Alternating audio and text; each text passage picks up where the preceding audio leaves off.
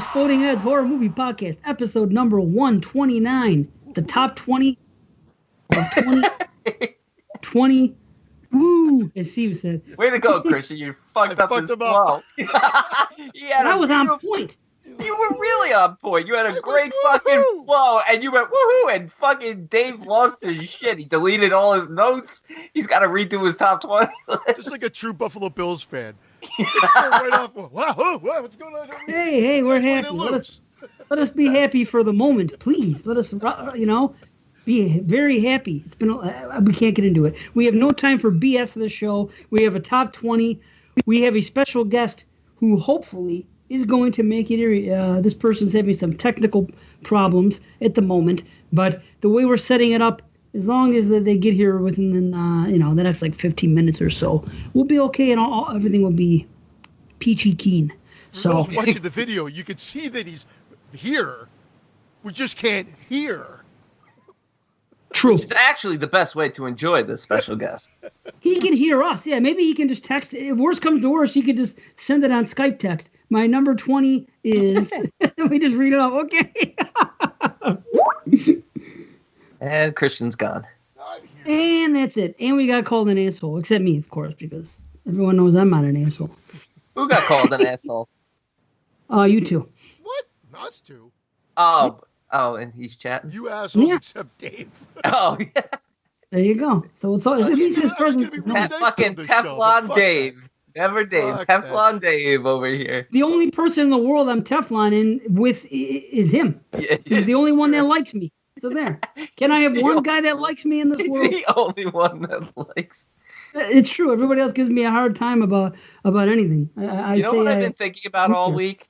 I still can't get over how funny it was. Last show that your favorite buffalo sauce is a plain chicken wing. I didn't say it was even a sauce. We were speaking on the sauces, and I said, and while we're on the subject of sauce, I want to pass a little information on. I said, I know. It was just funny because it was like we were doing top 5 sauces, and he's like, "You ever try a plain wing, no sauce?" And I'm from Buffalo. It's sacrilege to not have a. But the thing is, when you work in the industry and you cook them and you try them in every which way but loose, you experiment, and there you have it. You know? Love a loose wing. Prefer a loose breast, but love a loose wing. Have you ever heard anybody call it a club? There's a guy I work with. We have no time for BS. Forget about it. Club. Bottom line is he calls them drums and clubs instead of drums and flats. But anyway. Forget about it. Like a club, like what Bam Bam had. Yeah. Like the drumstick. Maybe he's calling the drums the clubs, or maybe he's calling the flats the clubs. I'll get back to you next show. Anyway. Please do. Cliffhanger. Yeah, cliffhanger for 2020. Be our first review of 2021 will be... Yeah. Well, the Chicago clubs here. Chicago clubs. Okay, boom. 3 minutes in, boom. We're getting into this because we have got a time crunch and we got to make sure this is usually our longest show, and we're trying to do this in like a 3 hours and 15-minute time. So here we go. Our caller left, and hopefully he will rejoin us. But here's what if we have time at the end, we'll talk about all the extra stuff and honorable mentions and this and that and whatever the conversation takes us to. The only thing we have to say right now is how many we watched. So, B, take it away. No, you should go last. You're the highlight. Okay. I don't know if it's a highlight or a sad light. Well, go ahead. Since you got a light on your face, as we all can plainly see. Jesus. 238. 2020 watches. Wow, more than last year, no? My previous record was 159, and it wasn't last year. Wow, I really want to get more on this and what your take is on everything as a whole, but we can't do it now. I have to wait till the I'll tell you this. I had a lot of fun this year, a lot of variety this year. I would say there was something for everyone this year, and just to give you a hint, 7 out of 10s, I had probably I think it was like 130, low 130s in the 7 or above, and 6 and above was like 190. So 185 to 190 of the films I watched out of the 238 were 6 or above. Oh, so you're in the percentile of for sevens, which is the real important one to me. For sevens, I was probably like 65% sevens. Not bad. You pass, I guess. Yeah, Okay. no, I was very happy. Math? I don't know if it's 65%, whatever it is. I didn't want to waste too much time. 130 out of 230. I was very happy with this year. Yeah. Nice. Good. Yeah. What about you, C? Well, I hit my record, and I could possibly have more. I stupidly, by accident, deleted my list 2 weeks ago, and frantically, thank God I got dual. Like I've got total watches for the year, inclusive of everything, as well as my horror watches. So I ended up having to reconfigure my horror watch list, and I just found out last night that I had forgotten one. I'm like, that's not on my list anymore. I realized. So I ended up with 101 in total, my record. I've never. The 2 years ago it was 95. Last year it was 70. 101 Dalmatians. And last year it showed with your top 19. I don't want. I want it to be a celebration of life. This show, I don't want to choke the shit out of you, but I will if I have to. Is he back? Is this prick back or what? No, I'll be surprised if he comes back. He has a problem every time we get together to record. There's at least a 20-minute issue. It's evident in the show. So, I'm kidding. Come every show I do besides this is always I've had my share of technical problems for whatever reason. I mean, once the show comes out, everything sounds great, but going in and this and that, there's always some type of technical issue. And luckily, this show has been pretty solid. We haven't really had any issues that I can think of. Anyway, I also wanted to say I call this the year of the kitchen chopping block. I call this the year of mythology, and I call this the year of the cinematographer. Cinema. Cinema. In case I said it correctly for everybody out there. I agree. And if we have time at the end, we'll get more on that, too. Because talk about the year as a whole and trends and stuff. A whole? Okay. What's the other side of a hole? Damn it. Nope. Well, because I was going to make a donut joke or something. There's the hole and there's the outside, or a bagel. Leave that to Jason Goes to Hell. That fucking movie. Okay. As for me, I watched 65 movies. I went over what I wanted to do. Every year I say I want to do 52. I said that last year. I said I want to do 52. 52 what? Skinner. I said you're a Keener. Oh, that too. Last year I ended up with 63 movies. And of those 63, 55 of them,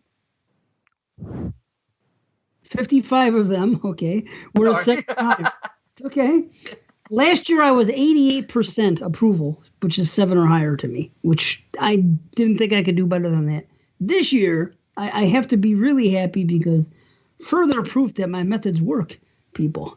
Listen to this. I watched 65 movies, and 61 of them are 7 or higher. So I am in the 94% range for quality horror movies. So I'm really happy. Wow. I may have less, but again, it's quantity. It's quality over quantity, man. So, cheers. What a year. It's actually, when all's said and done, more consistently good films. This year was phenomenal. My top 10 this year, I am so happy with. My top 5. This was the first year where any of my top 5, I'm not even joking, even looking at them right now, any of my top 5, I could switch and put it number 1, and I'd be happy with it. My top 5 films. All of them competed for number 1. The top 4 all had the number 1 position at one. No, the top 5 all had the number 1 position at once. And rewatches, I did a shit ton of rewatches, and a second watch for one particular film just was like, fuck, this film's awesome. Damn, nice. Yeah. Only three sniffed it for me, man. I had 3 movies that sniffed the top 1, the top spot. What? Sounds so dirty the way you said it. I went, sniffed it. One of them had it for a very long time. Then another one stepped in, and that had it for a very long time. And then 2 weeks ago, everything changed and a new number one showed up. So it'll be interesting to tell the number story. one. Dude, I'm gonna be happy if one of the 4 films I'm thinking is your number one, and I have 5 films in mind that could be your number one, but 2 of them I went out on a limb and I wrote down. I put one as my first choice, but 2 of them I went out on a limb and I'm like, this is a film he should love, and this is a film he probably loves because of this and this. And Wow. and You're probably right. If it's one of these 2 films, I'll be very happy. I'm probably completely wrong, and you probably didn't even watch these 2 films. Well, you know what I watched. You saw Yeah, that's that's true. everything I watched. So No, there that's you why go. yours was a little bit easier to guess, because I saw your 70 films, whereas Watson I heard talk. Oh shit, fuck. Not Watson. Not Watson. Twatson. Twatson. Yeah. Twatson the night before Christmas. Oh boy. Oh boy. It almost Anyway, the thing about my movies this year is they are all very, as I look at my list, they're very much me movies. It's like there was more this year than there had been, where something happened in the movie as a whole, or something happened at the end, or there was some type of character arc where it was like more so ever this year than other years. They were very much the kind of movie that I'm into. I'm not saying this is a better year than the other ones, because I think that it was consistent, but as far as the tops go and everything else, I don't have that feel like I did in some years. Like there's not a witch on this list, or I just don't have that. I don't know. I still think it's a good year, better than people are giving it credit for, but I would probably say it's probably not as good as like the last 4 or 5. But that's not saying anything bad about it. That's just, it's still great. It's better than 2014. I'll say that. Like from 15 and on, I think they were all in this range or better than this year. That's all I'm saying. But I agree with it. It's definitely better than 14. And with 15 on, I think it's hard for me to choose.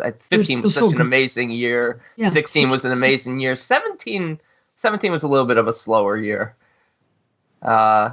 But I absolutely love this year, and I'm really stoked for this list. Oh, and literally, with the exception of maybe 5, I'd say my list is consistently good. Like that's solid, like some 6s all the way up. My percentile of I think 7 and above was fairly high as well. It was over half, but definitely over half.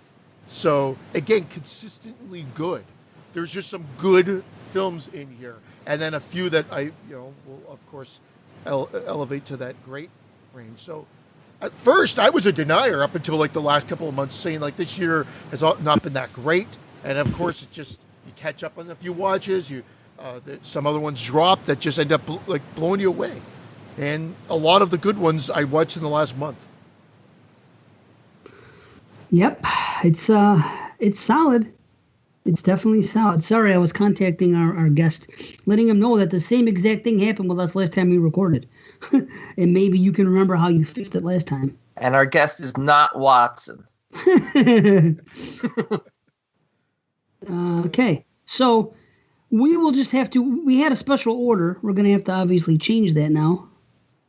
And what was the official order? Because last year it was Watson, and then it was, I think, me, and then it was B, and then it was C. Pretty sure, yeah. So this year, it'll be C goes first. He goes from one side, and no one's gonna honey dick him this year. So honey dick. What a fucking honey dick. It's my favorite type of sauce on a dick. Wait, we do all the other things at the end? Don't you remember? We do it as we go. No, I'm talking about like biggest surprise, biggest disappointment, bottom 5, that shit. Well, I do the surprise and disappointment if I can during, and if not, then at the end. Yeah, disappointments or bottoms are at the end. Yeah. Okay. No, I can't remember shit. My surprise and my disappointment are in my list because again, I'm in the 94th percentile, and of the 6% that did finish low, they weren't a disappointment because I wasn't expecting anything from them. You're in the 94th percentile, all right. Damn straight. For what I have no idea. It does work though. Over here. Sorry, I'm trying to get my list up and running. Letterboxd was having a pain in the ass time on my iPad, but now it's all. What happens when Write you it use out on a Dropbox, fucking piece of paper. you got to use a notepad. The guy has an iPhone like I do. You just got to use your notepad. I got my iPad. I'm fine. What I'm saying is, why don't you have fucking technology? Why don't you have your list on your notepad instead of dealing just with Letterboxd and trusting it? I got reamed out by Brandon last week for making too much noise, flipping papers back and forth. You should have it on papers. I have nothing on paper. Zero. You can't delete a piece of paper. True, but I have nothing on paper. I have everything in my notepad. I only had one issue once with deleting my notes, and that was my own dumbass mistake. You do have the iCloud, so it's all over the place. Even if I put it in my phone, it's in my iPad down here. But either way, that's irrelevant. So we'll see. Maybe we'll have to change the order again because of C's Letterboxd issues. No, my Letterboxd issues are slowly evaporating. Okay. Well. So now I feel comfortable in. Sorry, something just didn't take, and now I'm comfortable with everything that I've got here. No, it's definitely official. That's your official 20. There's nothing else happening. 20. Nothing And fugazi. I'm starting the gate because out of the gate, I'm starting with what David loves, calls it the year of the fringe. Every year is a fringe where he doesn't like certain. I got fringe movies on here. There's no question. Dude, Everything's a fringe. There's no straight up horror anymore. Very rare to find a straight up horror. If you can find me a horror film that you go onto any site and it just says horror, like everything is blend of like so many different genres now. As far as I'm concerned, fringe is the new norm. So, fringe. Just like society. Everybody's fringe now. What I want to know is, like, we are going to say honorable mentions later, correct? So we don't honey dick anybody? Yeah, Okay. correct. I just can't believe what is in that, like, the next 10 column that are not on my top 20. Whoa. It's shocking. Whoa. What's been Me too. been left off here. So I have I'm 8 starting- movies that. Sorry. No, I'm starting with something that came as a complete surprise. When I heard of this film, when I saw the poster for this film, even when I saw the preview for this film, I was laughing all the way home. And I thought, there's no way that this movie is going to be good. And I couldn't believe how glued to the screen it was and how enjoyable it was and how fucking crazy it got. And that's Unhinged. How could you? Oh, wow. I thought you were going to start with a horror film. Yeah. Look at this guy. Look who's talking. I do. I only did that because of fucking Dave. I loved Unhinged. Yeah, but you're acting like I criticize. Again, I didn't watch it just because everything I heard and all the research I did, without spoilers, and I'm not singling out Unhinged. Any movie that comes up that if I didn't watch it that makes a list, it's solely because of my the methods I used. It came up as okay. It's probably not horror. So because of that, again, the only reason I'm doing it is because I only have so much time to watch. So I still got 65 movies in or whatever it is. I don't have time to watch 150. I wish I did. If it was the past, maybe. But now I have to be selective. And the way anytime I'm able to. Is this my list or his list? Sorry, well, please put me on the spot. Okay. I thought we were reading this off as a list. This guy took 20 minutes to introduce his number 20. Oh, That's okay. Oh, that's all. I'm just supposed to go. No. Let him talk.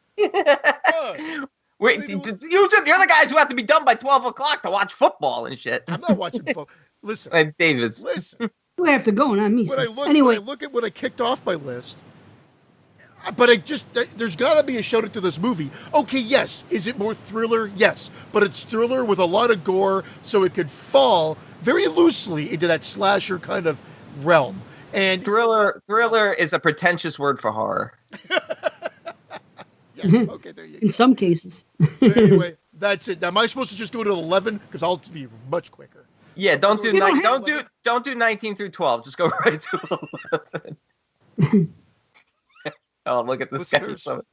No, talk I know, about yeah. the films. Talk about the films. film, just like what you did was perfect. Do that all the way to 11. That was Well, good. I'm that's glad it. you're talking. Okay. Usually you're too fast with it. Yeah.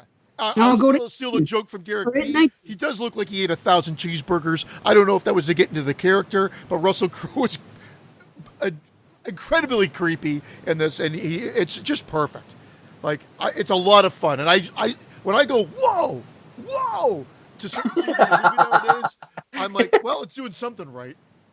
Were you True. really going like that? Like sitting in your living room? Whoa! it was one of those movies that as soon as I finished watching it, I'm like, I got my wife and kids. I go, we got to watch this together. Like that's how fun it was. And we still haven't done that yet, but It was a contender for my top 20. there it is. Great film. Okay. Great film. Now I'll be much quicker. You don't have to be much quicker. Spend No, a minute on don't. each. You don't have to rifle. We got time. Do it. We want to hear about it. It's okay. 19 is Yummy. I gotta say, once again, I'm shocked at this is going to be the year of the zombie yet again. Just when you think you've been zombified out, they come out with some fun zombie films, and Yummy is one of them. I couldn't believe how much fun I had with this. Where the group of characters, although you don't necessarily like them all, you're kind of rooting for them, and how they're put into the healthcare situation, and then the craziness that ensues, and the fact that spoiler for those who haven't seen it, someone's dick falls off. It's just icing on the cake. I picture that's how the Canadian healthcare system works. Can you please go over to the dick falling off section? You got those little creatures crawling around. Yeah. Of course, my wife comes down for that joke. Thank you, honey. Always for those moments. I know all about it. Number 18, as I mentioned. Hey, what's your ratings? What are your ratings? You forgot your ratings. I am sorry. I No worries. We did this last year too. I started off the same way. I had to remind. It's all good, buddy. These are all 8 out of 10s or above. Nice. Okay. Yeah, first time I think in history too. So Yeah. That's the other thing. I Usually- usually start with some 7.5s. Yeah, it usually starts with a 5. Yummy is an 8 as well. Cool. Again, just a lot of fun, super gory. It doesn't change anything. You're not going to be like going, well, it had a lot of fun with what it was doing. Number 18, I said you're the anthology earlier. A lot of people had this much higher on their list than I did. I really enjoyed it, and that's the Mortuary Collection. Thank you. Collection. Yes. He loved it so much he doesn't even know the title. This film makes my list, but I don't remember what it's called. Yeah, there you go. There it He's is. gonna Barely. fucking ghost at me any second now. Mentally, I've ghost added you 3 times already. I go mental fucked you 3 times. This one it's just a lot of fun. I think a lot of people are starved for good anthologies, so I think it was definitely rated a lot higher on other people's lists than mine. But I thought it was the best of the anthologies that I watched this year for sure, and it will be one that I'll definitely revisit. And then of course, number 17. Well, of course you don't know 17's Possessor.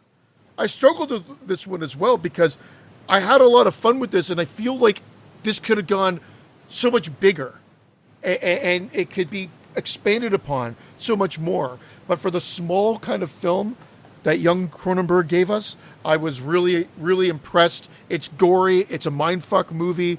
And I don't, Brian mentioned that he didn't think it was horror.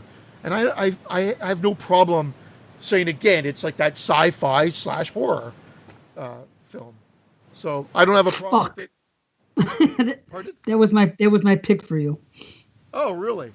I changed it. I had a movie here. I had a movie written down, and then right before we recorded, you said you changed it on a second watch. And I remember you saying that you weren't necessarily overwhelmed the first time with Possessor. So I go, maybe the second watch, because he's such a Cronenberg guy, it'll be it. But I'm out on This C. is one of the ones I did watch again, but I feel very comfortable with this. I really enjoyed the movie. It just did blow me away. Like I've seen on other people's lists as well.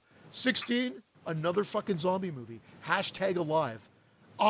Again, a lot of fun, and it's again character driven. Just what if what happens? You wake up, all of a sudden there's a zombie apocalypse occurring, and you now think you've been stuck in this room. You're the last person alive, and then of course you see someone of the opposite sex or someone that you're attracted to, just someone alive across from you, and how they want to connect, and it's all about human connection and everything else. I like those isolation zombie films where it's not really about fighting the zombies, more so about it's a character study. Why I'm a fan of Walking Dead. And I watched the remake as well, the American remake, who Alone? came out exactly the same day, Alone, or exactly the same time, and that's not a bad film per se. I rated it lower because I thought that the 2 leads were nearly as captivating as the leads here, and that's what it's all about, because the story is pretty much it's a carbon copy, it's verbatim. So this one definitely won me over. Number 15 is Spiral. Again, Shudder, as everybody's been saying all year long, and I was saying fuck Shudder earlier in the year. I said I have to eat crow now because they really did deliver, and Spiral was another great example of that. Russell Crowe? Russell Crowe. They have to eat It's a big meal. Yeah, he ate you. That's fucking hilarious, man. Again, the message driven home. I guess some could view as maybe heavy-handed, but that it all sort of just plays out. It's again that movie that builds to the end, and I was so glad they weren't going with the Brandon ending, and they went with what they did, and I really liked what they were trying to get at with every 10 years. It's like something new to be afraid of, and I think that really. Did you say the Brandon ending? Well, we're mental illness. All in the head. Right. This was, you know what, and that's funny because I was going to mention at the beginning of the show that this is a year with a lot of mental illness films. But I agree with you. All these films you've mentioned, I'm not even joking. Every single film you've mentioned so far, I have rated 7.5 or above. Yeah, I mean, it was great. Except for Mortuary Collection. Sorry, I forgot about that one. I wasn't a lover. I didn't love the first half. I remember you didn't. I remember you second half saved it though. The second half of story. The wraparound was great too. Yes, the wraparound was really strong. Yeah. I agree. Number 14 is one that a lot of people really loved, an ode to John Carpenter, and that's VFW. A lot of people really love this, even more than I really enjoyed it. It's a solid watch, a lot of fun. I mean, this director has been very consistent, so I look forward to anything he does. And I don't think I have to preach. This one's pretty much well loved in the horror community. Number 13 was Freaky. Holy shit, was this fun. This came out, I wanted to see this movie. I was looking forward to it, checking it at the theater. Again, our theaters have been, in my area, we're in lockdown. So I watched this online, and it is fucking fun from start to finish.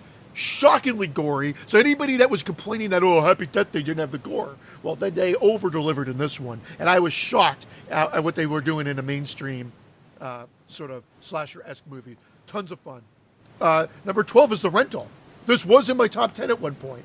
So that just goes to show how much in the last month has played into it. We've talked about The Rental on the show, so I won't go into too much more detail. And then number 11, another one that was in my top 10 at one point. I heard a lot of people being down on this film, so I popped it in with no expectations, and I couldn't believe how much I thought people go on about The Craft. I loved We Summon the Darkness.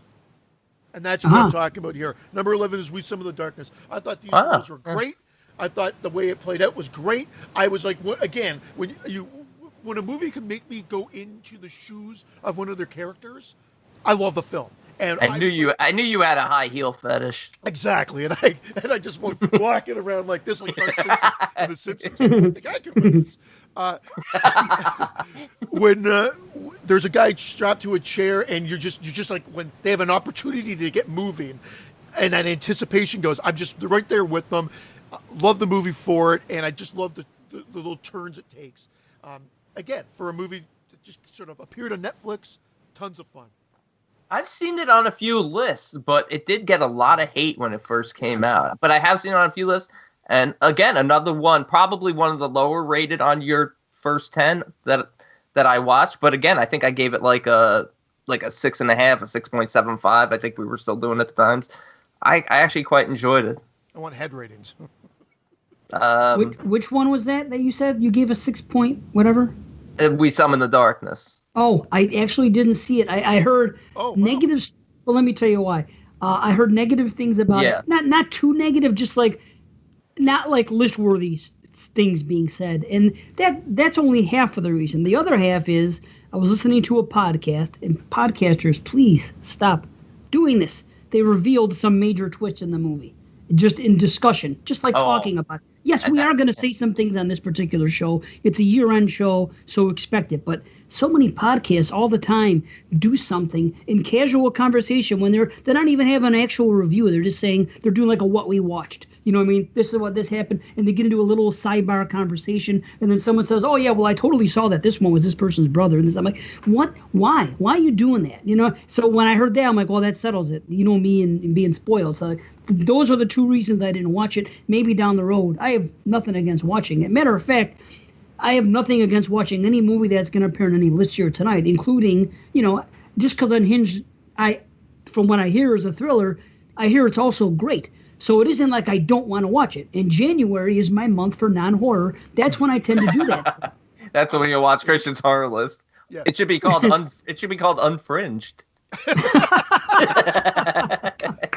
Oh no! Don't tell me I bet you anything. My. This is what happened two shows ago for everybody that complained about the audio. Somehow, I don't touch this thing. It got adjusted, so hopefully my audio levels are not too low. Uh-oh. I boosted it the last show. Cool. So hold on 1 second. Bear with me 1 second. I'm going to stop this recording and then just on my end. There we go. And I'm back up and running. I'm going to stop this recording and go back to bed. So I was going to say something at the start of the show, and it seems kind of silly to say it now, but because I just heard half your list. But I wanted to say, and I truly believe it, that coming into the year, this year between the three of us, I think that our lists are going to be radically different, more so than any other year before, because it just seems that kind of year. Like even picking someone's number one is very hard this year. Like there were like shots in the dark. So it's like, and you're to blame. You give lists a bad name. So I think it's going to be so different. I think there's going to be, granted, when you hear some what I have, there is going to be some crossover, but I think there's going to be less crossover than ever this year. I just have that feeling that our top tens might be radically different, and I'm excited about it. It's that kind of year. There's so much variety. I don't know. It's a weird year, but anyway. A weird year. Well, again, weird. A year with consistently good, so that consistently good will shift, and then that's what we do. Like, I mean, I've got ones with the same rating thereafter, and like literally, they could all just be interchangeable for the most part. Like that's Don't you feel though like your top films? I feel like my top films this year are super strong though. I feel like they're heavy hitters. Like films I wanted. Or like no, top 10? like top 5, especially top 6. I feel I don't feel that. Even though I rate them high, I don't consider them as good as like a Witch or a Black Coat's Daughter or a Midsommar or a Hereditary. I don't really feel that they're on those levels. Granted, I may give them the same rating as I've given some of them. Although I'll tell you now, I have no 10 this year. I do not have a 10, and I usually do. But either way, I think that they're excellent films. I just don't know that they're bona fide classics. I don't know. Bona fide. You know why I say that? Because my dog, Bailey, my wife's always, well, not lately. Always mispronounces it? What does Bailey say? Bona fide or bona fide? No, she always gives her bones. Oh, bona fide. Is it drama or drama? Melodrama. Too many drama rama or drama rama? Yeah. Banana rama. There's too many fucking bones. There's so I always would tease her, and I would tell her, I go, there she is. I go, Bailey, a bona fide bona day. That's what I always say. It's my joke, you know. So that's why I said bona fide. Anyway, and speaking of my wife, I'm going to be talking about her and about some funny things that happened involving one of these movies. Okay, so that leaves it to me. Okay, number 20 is a movie called, again, I said these are very me movies, and people that know me are going to know why, I think, without me even saying. But number 20 is Extracurricular. Nice. I really enjoyed it. Four kids killing teenagers in a school and trying to plan it out, and they're having a little dissension between them as to, you know, they don't want to get caught, obviously. They want to go on to bigger and better things. There's a relationship between all of them in different ways, and it goes to some cool places. Dude, I'm just glad a film I recommended made your list, because I just can't recommend to people. I always feel like, oh, I'm going to recommend this movie, and then everyone's like, that wasn't that good. Like, people I remember it started 5 years ago with Gravy, that James Roday comedy. I love that film to this day. But when I recommended it 5 years ago and everyone started watching it, they're like, this is the biggest piece of shit ever. I own it. I've watched it a half a dozen times. I fucking love it. but I'm just happy that you like this one because when I saw it, I was like, this is a Dave Z movie. Really? Yeah, that's why I recommend it. I'm like, you got to watch this film. And I you see even where liked it goes it. in the third act is definitely up my alley. And I actually enjoyed it a lot. Another fringe contender for me. Yes. Yeah, it's fun. I enjoyed it. And, there's some good stuff in there. There's a solid score. It was kind of cool what they did with the music. It's all about the juxtaposition of it. There's some good horror nods that you may or may not catch on to all the time. A good surprising death, an interesting turn of events in the third act, and then where it ultimately goes is cool. And we get to see I don't want to spoil it, but I don't know, my kind of killer. And all of a sudden I see her. Oops. Oh. Or him. In a different light. I'm like, oh, wait a minute. Now you're even more attractive. You might be the killer. With the cherry on top. I'm always about that cherry on top. You might be the killer. Okay. Number 19. And this one I'm going to talk about my wife a little bit. It's called The Day of the Lord. And man, I didn't watch this one. Great film. Melendez, Day of the Lord. Yes, it's Mexican, I believe. It says Mexican and Spain are the countries of origin. But really good. It takes a different approach on the exorcism angle. You learn a lot about the priest himself and what happened with him and where it's a character study for him to a degree. You really get into what's going on and his motivations. And then what we really get into in the second half with a good friend of his that brings his possession. Oh, God. What goes on there? Whoa. Is just, dude, now check it. I'm watching this with my wife. Now, my wife thinks I've seen this movie before. But see, my wife is fluent in Spanish. So anytime I watch a Spanish-speaking horror movie, I say, hey, I'm about to watch a Spanish horror movie. Do you want to watch it? A lot of times she'll do it. So she sits down, she watches this movie with me. She doesn't know it's my first time. She thinks, I'm saying, hey, watch this movie. It's great. You know what I mean? So we're watching this movie, and something starts to happen in this movie involving this teenage girl. And let's just say it goes along the lines of like a Martyrs type situation. And I don't want to get too deep into it, but things start slowly happening where you start to see, something's going to happen with this girl. I don't know if I'm on board, right? So she sees this and she's like, oh no, she tells me, and I could see her getting like a little nervous as it's going on. Then things start happening to this girl. They're being done to her. My wife stands up. My wife's sitting down. She goes, how can you watch this? And then she stands up and she says, you're fucked, and walks out the room. She says, I'm fucked. Dude, can you imagine her reaction if you were watching it with Frankie and she came in and thought... That's Christmas Day. Because, this film goes... she would, but this film, there's no coming back from that part. There's no coming back from that. Yeah, and then the stuff with the dad after and everything else.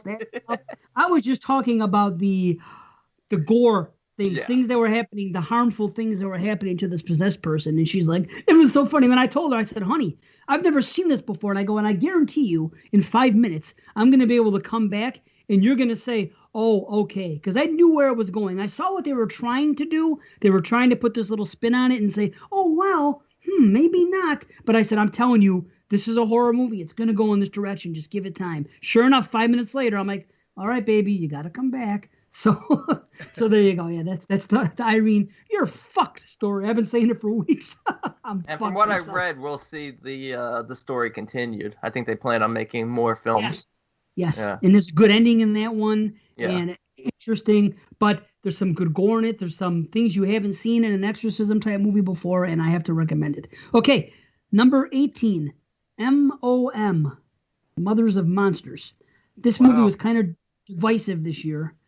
And you guys know me in found footage. Number one, I love the setup of it, the opening with him as a kid with the home movies and where it's going, and then they're showing all the stuff about the map being drawn and what's going on here. It has this professional look, and it's just using different files from a computer of this woman trying to document her son's behavior. Now, the cool thing is this. Watching it the second time, I loved it the first time. I watched it the second time, and I come at it from an angle, well, are they both crazy, or is she just possibly crazy? I don't really buy into that because seeing it twice, there's enough fingers pointing in the direction that this kid is definitely unhinged. But the mother also has some issues, and it does go to places. And in the third act, it gets really crazy, and it has a great ending.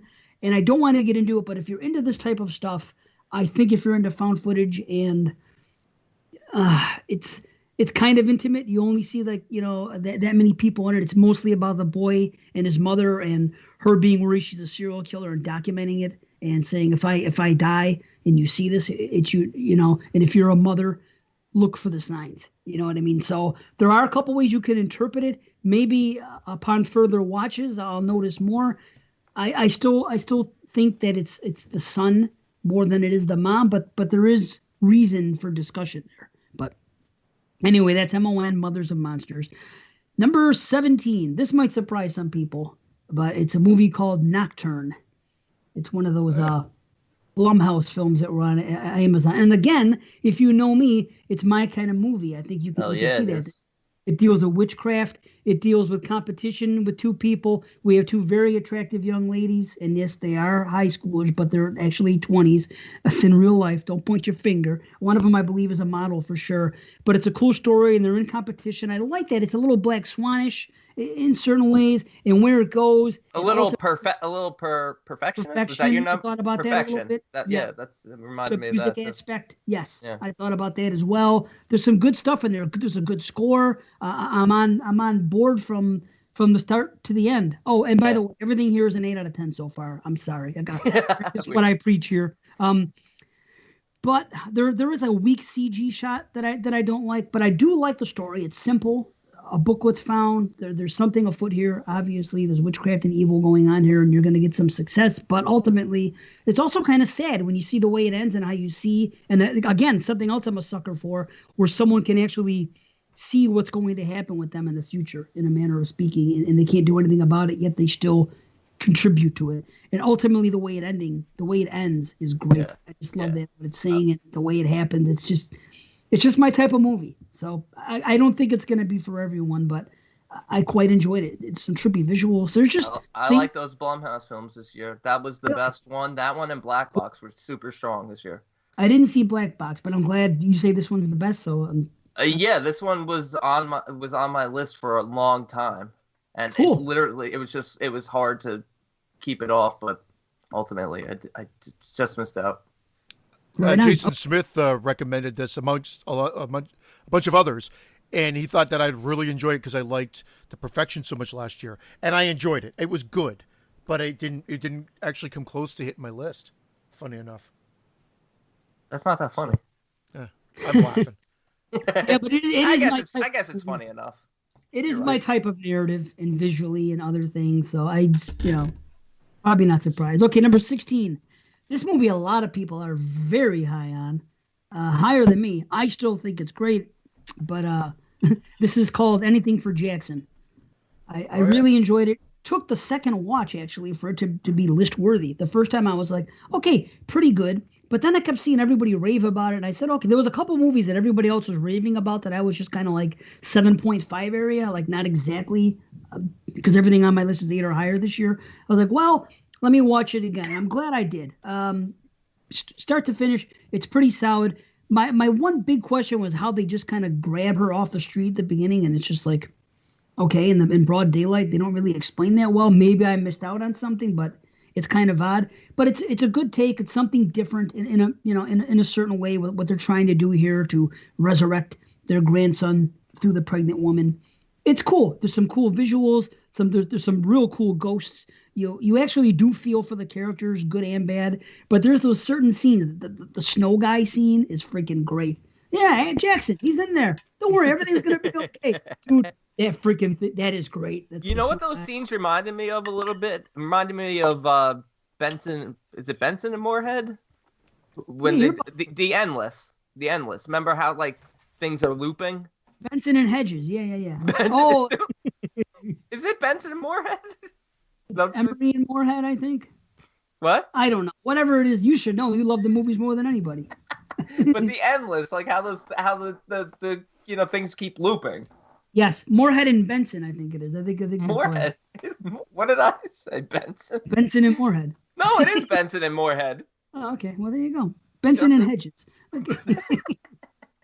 You're right, though. But those ghosts. See, the first time I was a little confused. I thought that the teeth ghost was actually his wife at first. It kind of looked like Yeah, it did look like her. So I got confused. Second time I realized, oh, okay, that's not so. This is this kind of ghost. Something happened here. Then there's a suffocation ghost. Then there's a trick-or-treat ghost. And then when the trick-or-treat ghost arrived, I didn't understand why she was mad at it at first. She's like, you're just being cruel. And I'm like, why is that cruel? A kid wants to trick-or-treat. Somehow I missed that part in the conversation when she explains to the girl that my daughter used to dress up as a ghost. Yeah.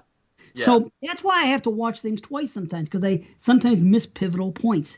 But I really did enjoy it. I really enjoyed where it went in the third act. The first time I was just like, oh, that's kind of like happenstance. Why would this happen? Why?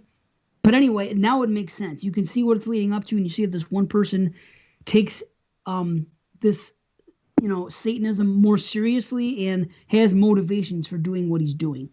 And the other people are just kind of dipping their toe in Satanism in order to get what they want. You know what I mean? So... But I really enjoyed it. That's anything for Jackson, 8 out of 10. Okay, 15. This is a sequel and a surprise. Even though I liked the first one, this one is better, in my opinion, than the original. This is called May the Devil Take You 2 from Indonesia. Where? Take you to where? Disneyland. Oh, I didn't see that one. I believe it's May the Devil Take You also. There you go. But check it. In Indonesia, the title is actually May the Devil Take You Part 2.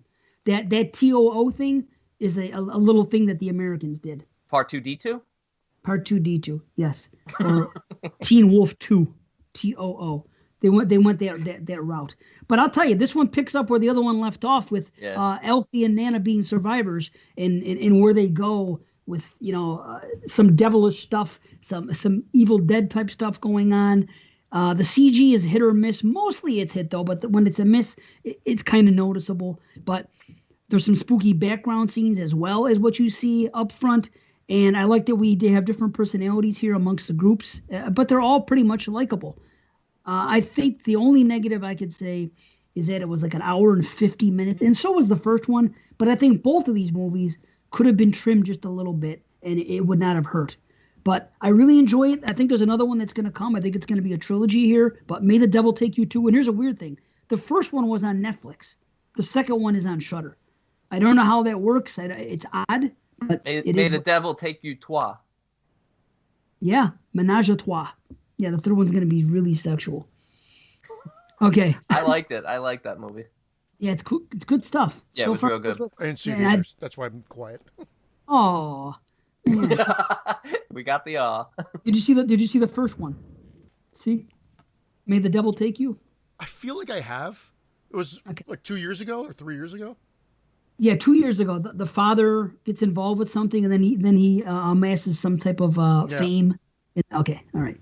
Yeah, but this one's actually, I think it's even better. I think it's better than the first one, just a little bit. But the first one didn't make my list, but this is quite good. Okay, number 14. This movie here, man, the second time I watched it, I liked it even more. It went up. I give the rating the same, but as far as my feelings for it, it became list worthy. And that movie's called Spree. Again, I think it's the best thing about it is how realistic it is. It seems just like a YouTube vlogger and what he's going to do. And I really like the performance of the lead guy. He almost, I guess if I have picking a runner-up, he would probably be my runner-up for best performance. He's really good. He's terrific. Yeah, he seems like a regular freaking YouTuber. You know what I mean? And when shit hits the fan and he goes out and he starts killing and doing his, I don't want to say anything. I want to tell everybody, hey, go watch my YouTube video when I get a little bit more into it. But it's done so well and it's so believable. And when you see all the Instagram comments and everything else going on, and it's just so damn believable. And I really like where it goes and what it says. Like the statement it's trying to make, it's doing it in the best possible way. It's really cool. There's a lot of stuff. I don't think too many people would dislike this movie unless they just don't like the aesthetic of watching the YouTube stuff and the Instagram phone, different ones going back and forth. But I think it's quite well done. But it's basically a guy who is failing at what he's doing with YouTube, decides that I'm going to start killing people, and it's going to be done in a like an Uber type thing, and I have cameras and people are going to see it. So take it from there. It's really cool. Number 13, 8 out of 10. That was on my Number list 13. at one point. It's now shockingly at the 27th spot. And that was in my top 20 at one point. It was my number 20 until this morning. Wow. At least everybody likes it, at least. Okay. Oh, Yeah. yeah. 8 out of 10 for me as well. You got to see it. I put Great film. 7.5. But it was great or Right very on. good. All right, number 13. Now we go into 8.5s. Ooh. This one, yep. This one is Underwater. Man, Nice. I had this at a 9 the first time, and the second time I was like, well, I might have been a little more blown away than I wanted to be, but I still think it's really great. I think that it's got a great open with the explosion and everything else that's going on, and anything where people are submerged. Again, this is another me movie. People being underwater and the threat of drowning and or running out of air or anything like that. It's just it really hits home with me. Kristen Stewart is marvelous as always, even though I've only seen her in 2 movies, but I think she's great, and I love seeing her in this movie. She's For really more good than- in this. She lets her Yeah. panties do the acting. Mingya, the way don't even get me started. She must work so hard on her body. Like seriously, she is so fit. It's I respect that more than anything. Like when someone is that fit and they don't look like they have an ounce of fat on them. It's just like this, and she, athletically still, yeah, she's something else. And She great. she looks like Russell Crowe in Unhinged. Yeah. I respect that. I respect how he gets into a character. Russell Crowe on Unhinged looks like he might have ate Kristen Stewart. Yeah. I think he burps her. I think he burps out the underwear later.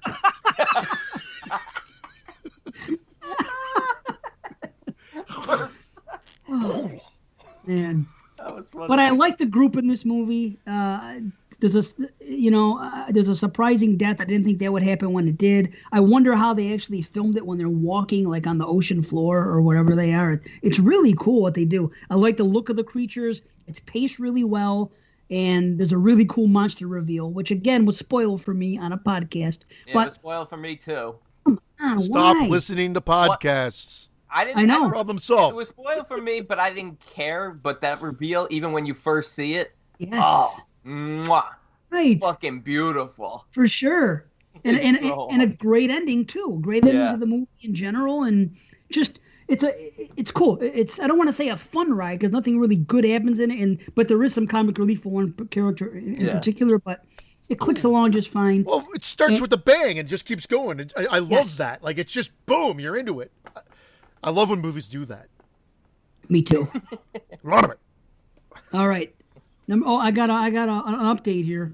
I have an update. Son of a gun.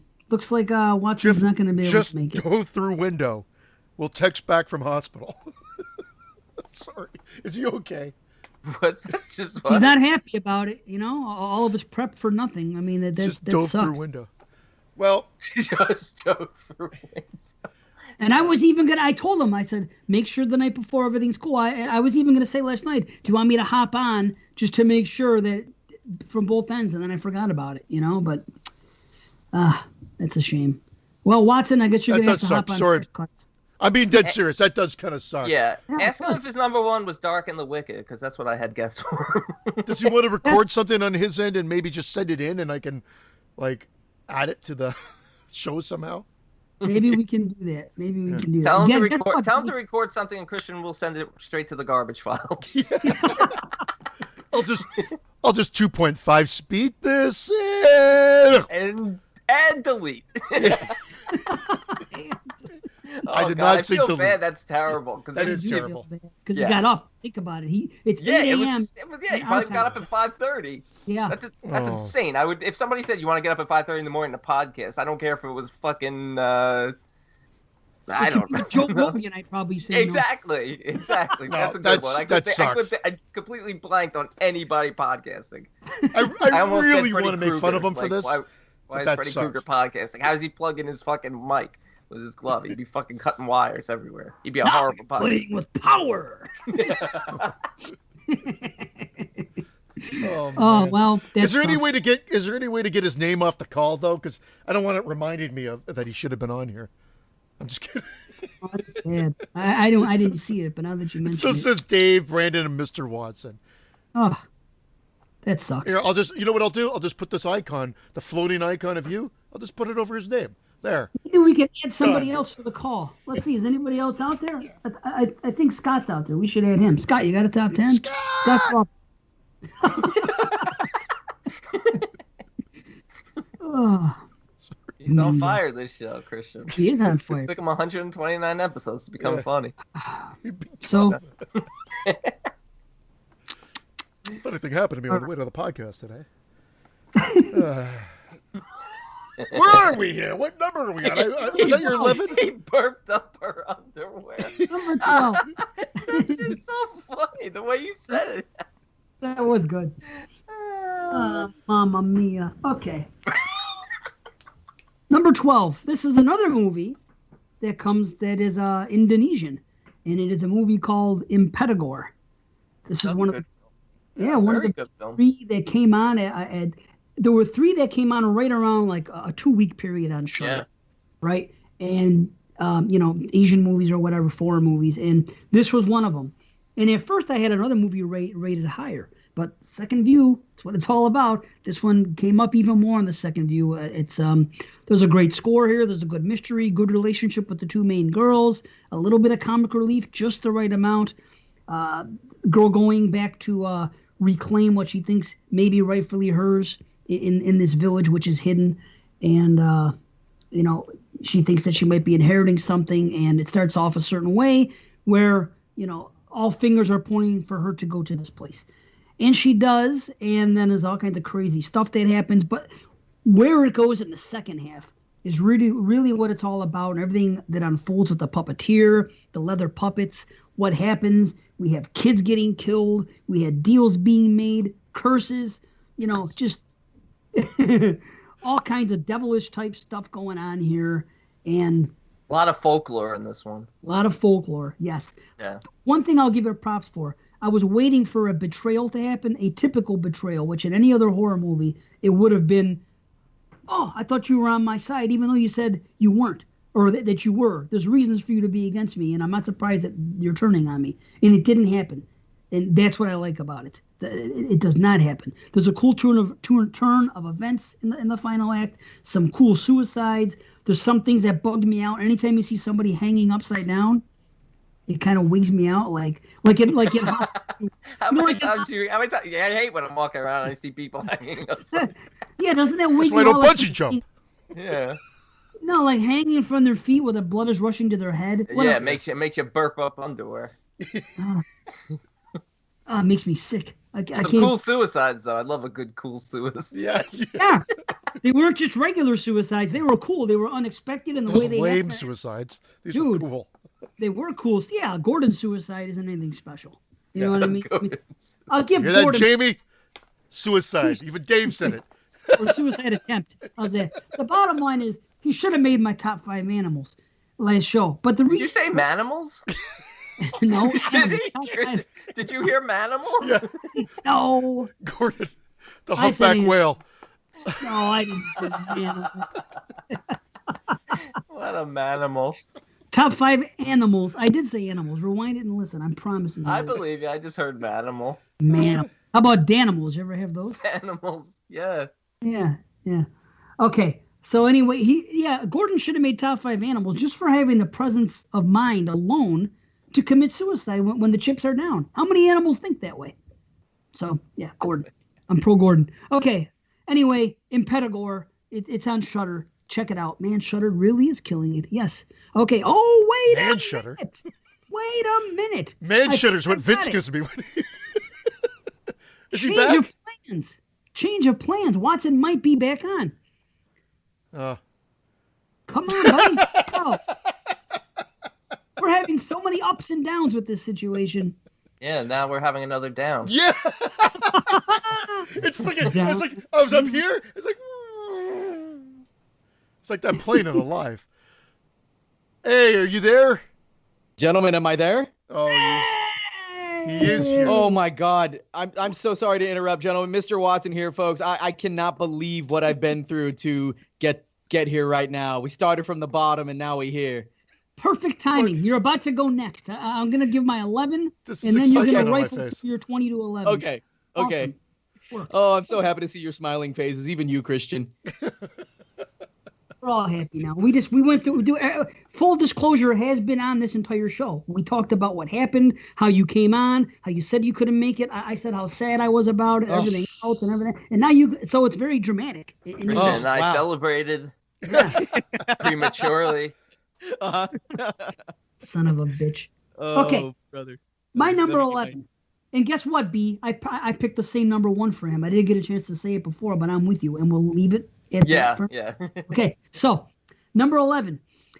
I don't know what number Christian had it at, but I kind of felt the same thing. The second view did help, but I wasn't as blown away as everybody else. But I still love it. I still think it's great, and that's Possessor. It had great visuals. The thing is this: great kill to start. This is what happened. The same thing that happened to me with Mandy the first time, where I heard somebody talking about it, and someone who I really trust on top of it. It was Duncan.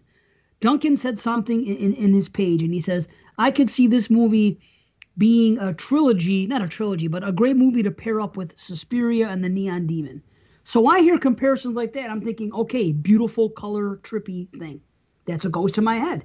So I'm hearing that, and I'm watching this. I'm like, well, there's a couple scenes with some lighting, which is cool, but honestly, there's some cool lighting, but it wasn't exactly what I was thinking. And then I was so confused because I don't want to spoil, but I thought that what was going on here was that they were trying to solve a mystery about something that already happened, and somehow they had the technology to put somebody in the spot of a murderer to get down to why this murder happened. So I thought these people were investigators. Now, the only reason I found out that they were actually something else was because I listened to Friday Nightmares. Scott and Heather were talking about it, and they said, oh, no, that's something about Hitman and this and that. I go, wait a minute. So this is what's going on here, because I couldn't understand any of it.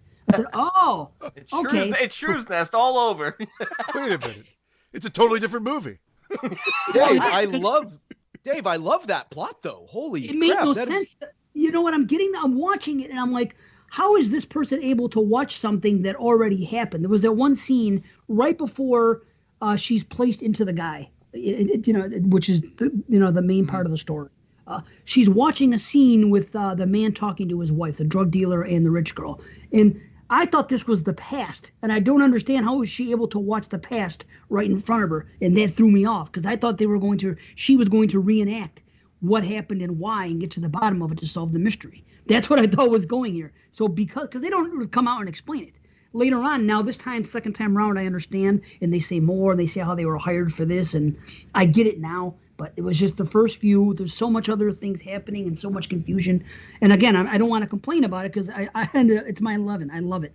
I just, there's cool visuals for the possession that they show, and she can't shake what she's done, and what she's seen and what's happening here. I don't want to get into the details too much, but there's some cool visuals here. There's some cool things that happen. I didn't understand why he was able to remove the thing from his head, and yet still she's inside him. There were just some questions that I had. And then when it gets to the end, I think it's a really cool reveal. I don't 100% understand how. Maybe I'm just an idiot. It's going to take me 5 viewings. I don't know. But apparently everyone else seems to enjoy it more than I do outside of Christian here, because it sounds like he's in the same boat. But I really did enjoy it. There's some solid kills. It's intriguing. It's interesting. It's typical Cronenberg stuff. And I think it's better than his first movie, which I also enjoyed, Antiviral. But I don't 100% get it, but the cool ending helps. And I like it. It's Possessor, and it's an 8.5 out of 10. So, boom. Yeah, it was 17. Just to remind you, it was 17. And pretty much I agree with everything you say. Almost like they tore a page out of Videodrome, but didn't actually explain anything further. It's almost like taking some ideas created there, but creating a whole different story. And like I said earlier, it could be a bigger movie. It could be a bigger fucking movie. It's got a great idea. So either you and I are not smart enough to grasp what's going on or not noticing. No, you're definitely not. And everybody else is, or everybody else is looking at it from a different eye and just excusing that there's plot holes and there's things that should be explained more that don't matter. But let me say this. Yeah. I hate to say it, but I have to label this as my biggest disappointment of the year because I have no disappointments. And let me explain why. I'm in the 94 percentile. I'll say it again. Oh, God, here we go. Well, hold on. I'm only saying it for the example. What is this, the movies- SATs? I scored the 94 percentile. I'm going to Harvard, Ma. The movies that I didn't like, I didn't go in expecting to like. When you're disappointed, it's because you have high hopes.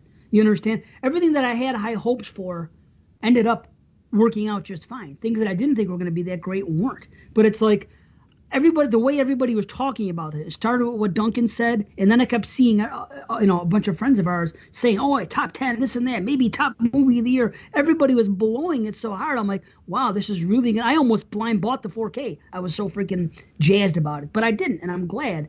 And nothing against it. Again, it's my number 11. I think it's great, but I was expecting like a number 1, like a top 3.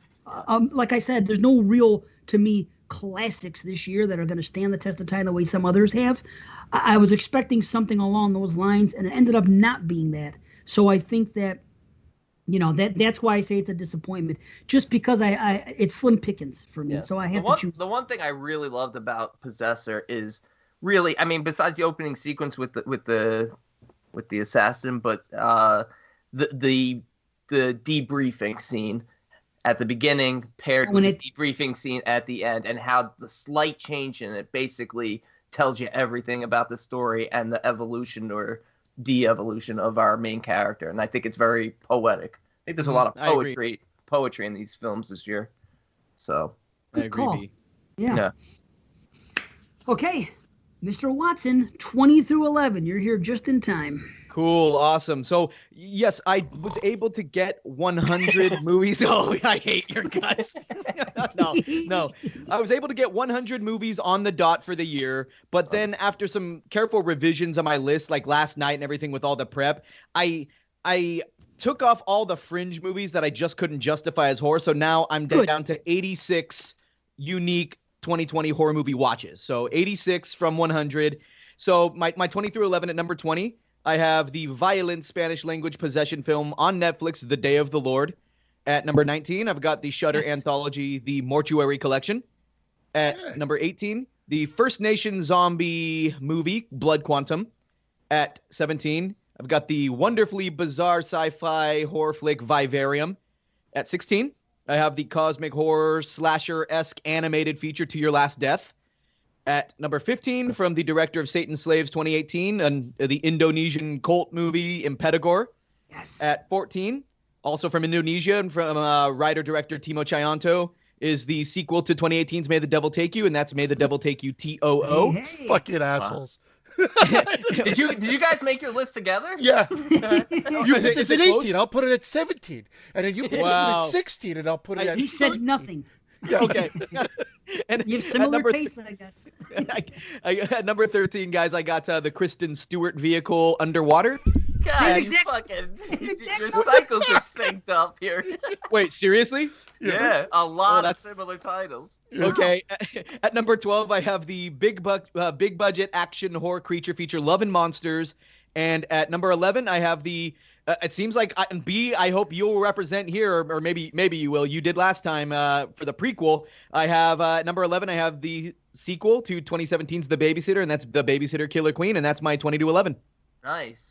And Yeah. finally, a film mentioned that I didn't watch, and I know you mentioned it to me, Watson, and I'm going to get to it. But Love and Monsters, I didn't watch it for this. Yeah. Shit. Shit. Or the Babysitter Killer Queen, or the cartoon one. The Everything else cartoon one was very good, like an animated Saw. Yep. Oh, Yeah. Wow. Very good. With cosmic influences. Yeah. Let's just say, literally. Wow. And everything else we had the same, except I didn't have Vivarium there. And that was one of the ones I almost rewatched. I gave it a 7.5, and it was one that was like a lot of people. I said earlier, there's like 3 or 4 movies that everybody liked more than me that I wanted to give a second watch. And again, 7.5, it's no slouch. I really enjoyed it. It just wasn't exactly list worthy because they ended up being 8s and above. But I almost rewatched it last night and didn't. So who knows? But Nice. we're in sync, Watson. Good list, Cool. man. Good list, but yeah, I can't believe how in sync you guys are, you fucks. That's funny. Wow, I can't wait to hear back everything up to now. That's pretty cool. Well, Have you'll you do a guys better all done list. your- I haven't done my 20 through 11 yet. Oh, cool. Oh, nice. Awesome. Okay, I really did get in just in time. Cool. Yeah. Perfect. It's okay. All right, so my number 20 is a film, actually the second to last film I watched for this year. I watched it yesterday, and it stuck with me, and it's called Death of a Vlogger. It is good. It's Thank you. very good. It's got some Thank you. Lake Mungo feel to it. It's got some really cool story aspects to it, and this writer-director, star of it, Graham Hughes, is terrific. And again, sticking with some of the themes of this year, about a vlogger, a YouTuber in this case, who, will do anything to go viral and be a star. And it really goes to some weird places, some conspiracy theory type spots, and Death of a it Vlogger. leaves things sort of like up in the air at the end. But I See, really that's like my thing. Not issue, but that's my ultimately. We could say that there's zero. We don't know. It depends on an interpretation. But Yeah. ultimately, we could sit here and say that there is actually zero horror happening in this movie at all. We just don't know. exactly. That's weird, ain't it? Yeah, it's very. I strange. enjoyed the hell out of it. Don't get me wrong. I'm Good just saying. characters. There's a debunker character, and she's terrific, and I love the scenes with her in it every Oh, time she. the Annabelle she thing. Oh, the Annabelle. Great. Yeah. Some really good scenes in this. I really enjoyed it. I agree. Number 19. Yeah, check it out. I will check Number- that out. Yeah, cool. It's Number on 19. Prime. Yeah, it is on Prime. Number 19 is a Shudder film. Unique take on exorcisms and possession. The Cleansing Hour. Nice. Solid film. Cool. Good characters, good development. I love the way the demon just is sort of playing with these characters throughout the whole film, and just a payoff in the end that's just like a WTF moment, and it's awesome, and it just builds from there. Number 18, and this is, I don't really want to say much about this film, but I did mention, I think it was last week or the show before that there's a film this year that I wanted Dave to see, that it's very much like other films, but I didn't want to say which films, and that's No Escape, aka Follow Me. Oh, I didn't see it. I've even heard of this. I've heard of it, but I thought maybe it wasn't horror, or there was a reason I skipped. It's horror. It's, again, YouTubers who travel around doing escape rooms. And they travel, I forgot what country they travel to, but it's very much takes on a feel of Hostel. Ooh, cool. And the way it plays out feels very much like another film that I absolutely love that hasn't been mirrored in a long time. So, and it's hard to do, but they do it, I think, really effectively here. So, number 18, No Escape. Number 17, I'm with Mr. Watson, Vivarium. Yeah. Yeah, I Cool. watched this twice, and man, this film just... It's not really a fun watch. It's weird to say. This is probably like my least fun watch, but it's such a good film and such a haunting, disturbing, take on what we feel that we want out of life. This perfect, ideal, life in the suburbs, nice little house, everything uniform, and it's really quite disturbing. And the way it focuses on like birds to tell the Yeah, the story. cuckoo bird analogy, B, about Yeah, replacing that was very profound, I thought. Yeah, the cuckoo bird the cuckoo bird stuff, and even the fact that the alien beings, the sounds they're making are like magpie sounds and stuff like that. It's very haunting. But You know what that was? You know what that movie was to me? And not a knock. I quite enjoyed it. It was like a Twilight Zone episode, and that's praise for me. But that every year seems to be a Twilight Zone episode turned into a movie. To me, this is this year's version of that. And dude, I agree 100% that this is a Twilight Zone episode, and there's another film that's going to get an honorable mention at the end of the show that is even more so a Twilight Zone episode. I know But what it's you're talking about, yeah. Yeah, but I had to keep it off the list because I didn't feel it was horror enough, and Christian confirmed it for me. But it's probably my favorite film of the year. Wow, Number cool. 16, a film that on second view actually went up a little bit for me, and that's The Platform. Dave and I talked about this, that we both were sort of like, we liked it, but we felt like the thing the with end- that character didn't add up to me. The one character. yeah, it almost didn't, and then I watched it, I'm like, well, it's almost more metaphorical, so I kind of like, The ending? yeah. Yeah, sending a message to power. Yeah, it just missed my list, and I struggled. Like there were a few, and I'm sure you gentlemen might have talked about it already. But for some of these ones that almost hit the 20, I had like 30 of them. You know. If we have time at the end, we're gonna shout them out. That's the plan. Yeah, so I kind of like pulled back with trying to make sense of every little thing going on in the film, and just really just focused on the panna cotta, and then obviously as that being their their message, and then ultimately the child, the uncorrupted youth, because it's a film where you're dealing with capitalism is messed up, but also communism is messed up, because they try to instill this sort of equal share for everyone, but they're doing it in such a violent manner that it becomes corrupted so quickly that it literally said, B. Yeah, so it's I don't know if you watched it again, Dave, but it's definitely worth a second watch.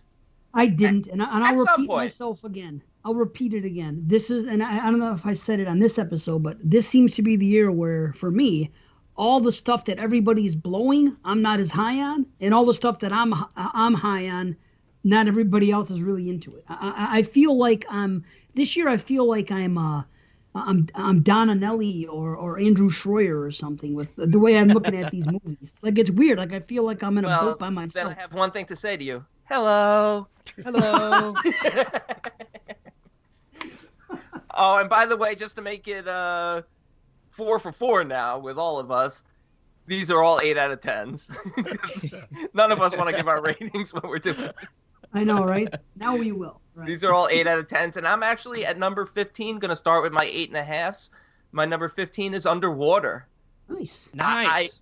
Just a great blend of characters, good development of the characters, underlying, stories with them that are, they're not like, wow, look at me. They're just sort of, they're played out with. You kind of learn about like the captain and about Kristen Stewart, what happened in a way where it doesn't detract from the fact that this is a straight up like underwater creature feature, and that reveal of the creature at the end is just phenomenal. And the comic relief, TJ Miller, he plays kind of the same character in every movie he's in, whether it's horror or not, but I love him. I think he's a great comic relief character. And same here, loved him. Yeah.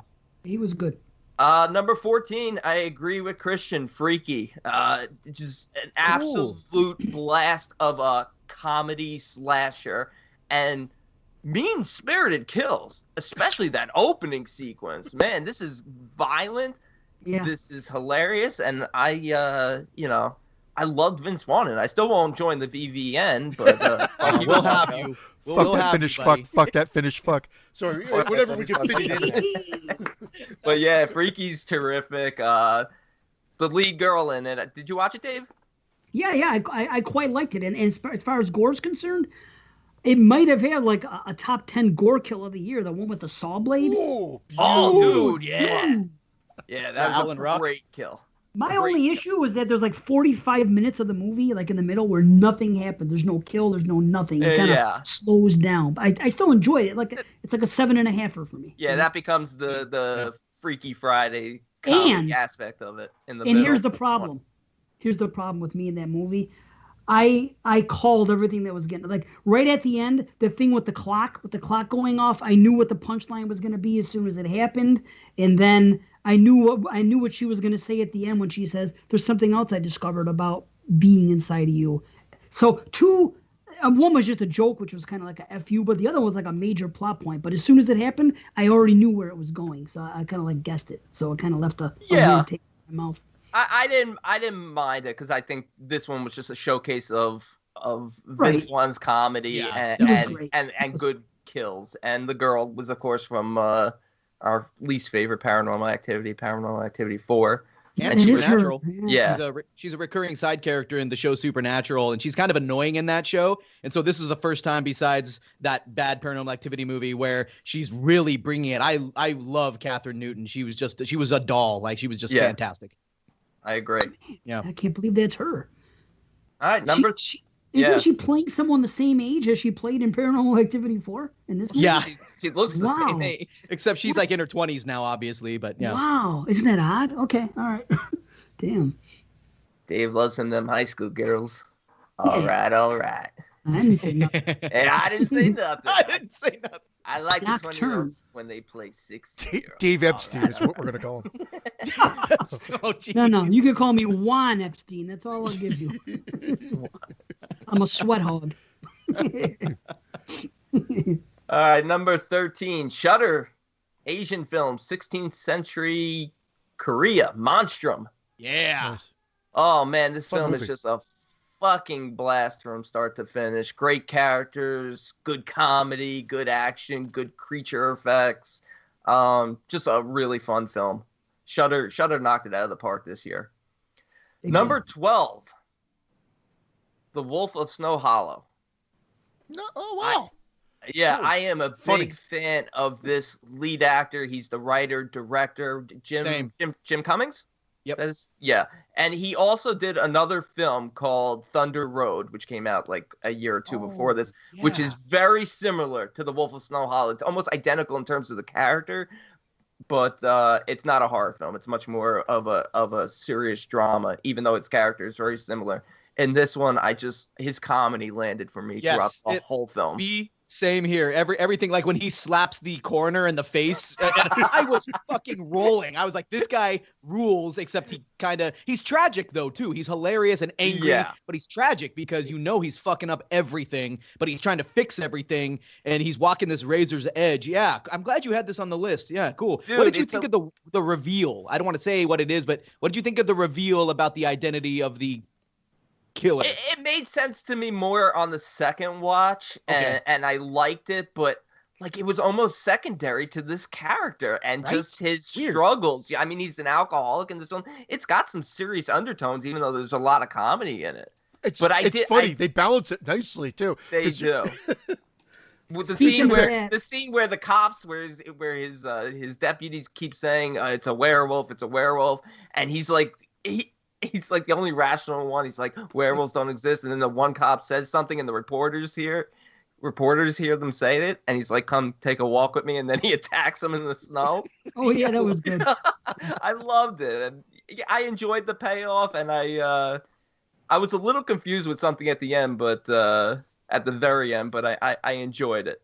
I really enjoyed it, and I think the end for the character in terms of, I'll just stop there. I don't want to spoil in case people haven't seen That's it, fair. but yeah, but it's another great film from this year. And again, this is still in the 8.5 category. And my number 11, finally, we're going to match one up, Watson. Babysitter 2, Killer Queen. Hey, Oh, yeah, sweet. that- I just had so much fun with it. It was getting so much hate, but I just had my son and I were just laughing our asses off the whole time. I double featured it for him because he hadn't seen the first one. We just laughed. It was Exactly.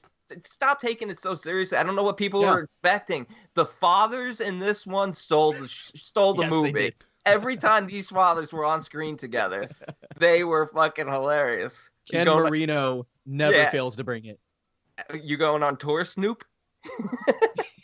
When they're smoking weed together, and then when he's like, "Do you have a picture of your baby?" and he shows him a picture of the car instead of a picture of his daughter because she stole the car.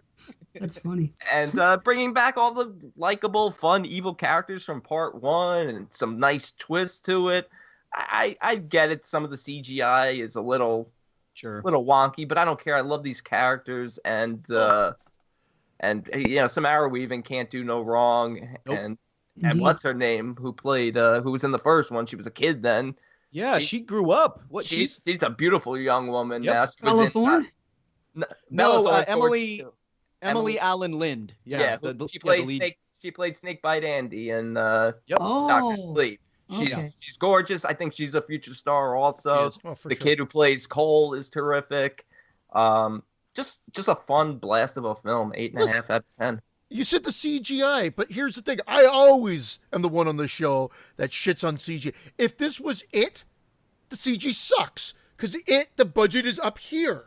It's got to be fucking flawless at this point. You can't make little fucking witch monsters with sagging tits lumbering down the hallway. Like I say, it just doesn't work. This is the Babysitter 2, and it works, and it fits the movie fine. It's all Yeah. how it's presented to you. I have absolutely no issue with the CGI here.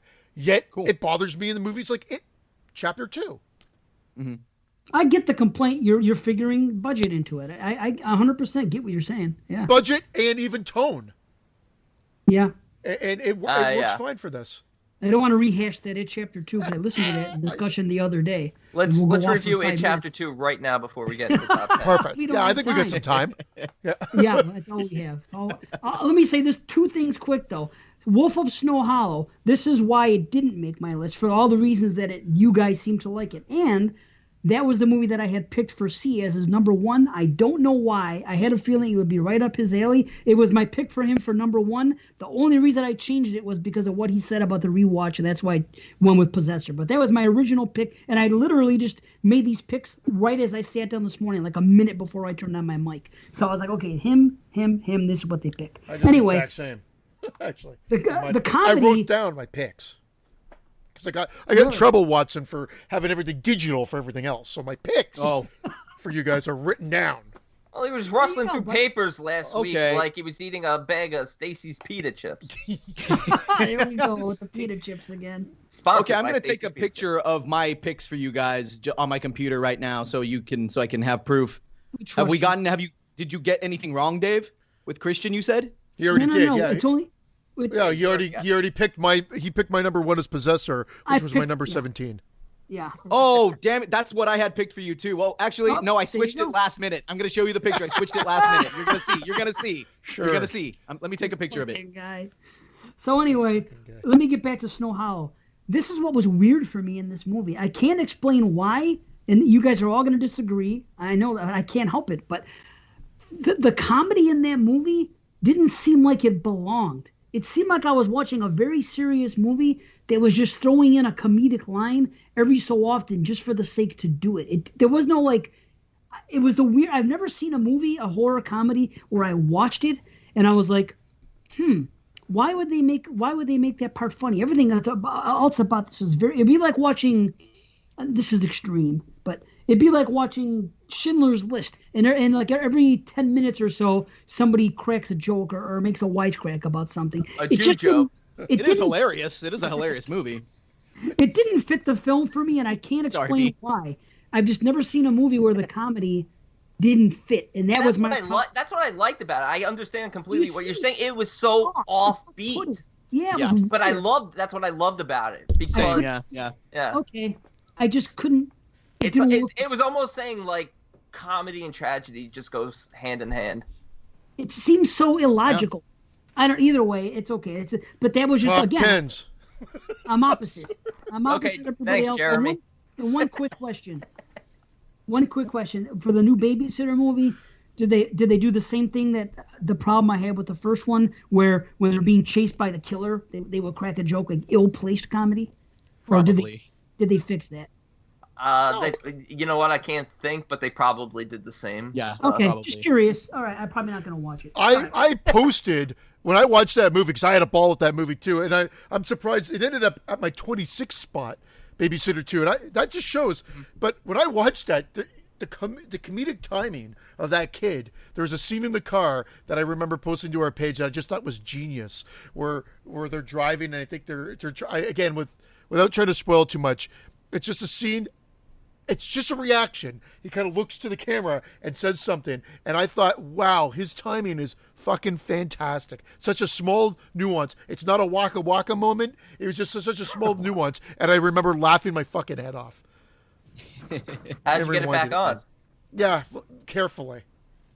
Carefully. At least you didn't say literally before you said laughing. I was literally laughing my head off. You were literally using the word wrong. Everyone literally uses that word wrong. I fucking I'm trying to be chill. Forget it. Dave, what's going on? Succeeding. Sorry, I haven't spoken about that in like a year, and it just burns my every time I often listen to podcasts. Really every day burns my buttons. I listen to podcasts all the time, and I always hear somebody saying, "I literally shit my pants" when that happened. No, you Well, didn't. actually, sometimes I literally do. Well, true. It wasn't the best example. That could happen. But Anywho, should we move on? Yeah. Top tens. I'm just kidding.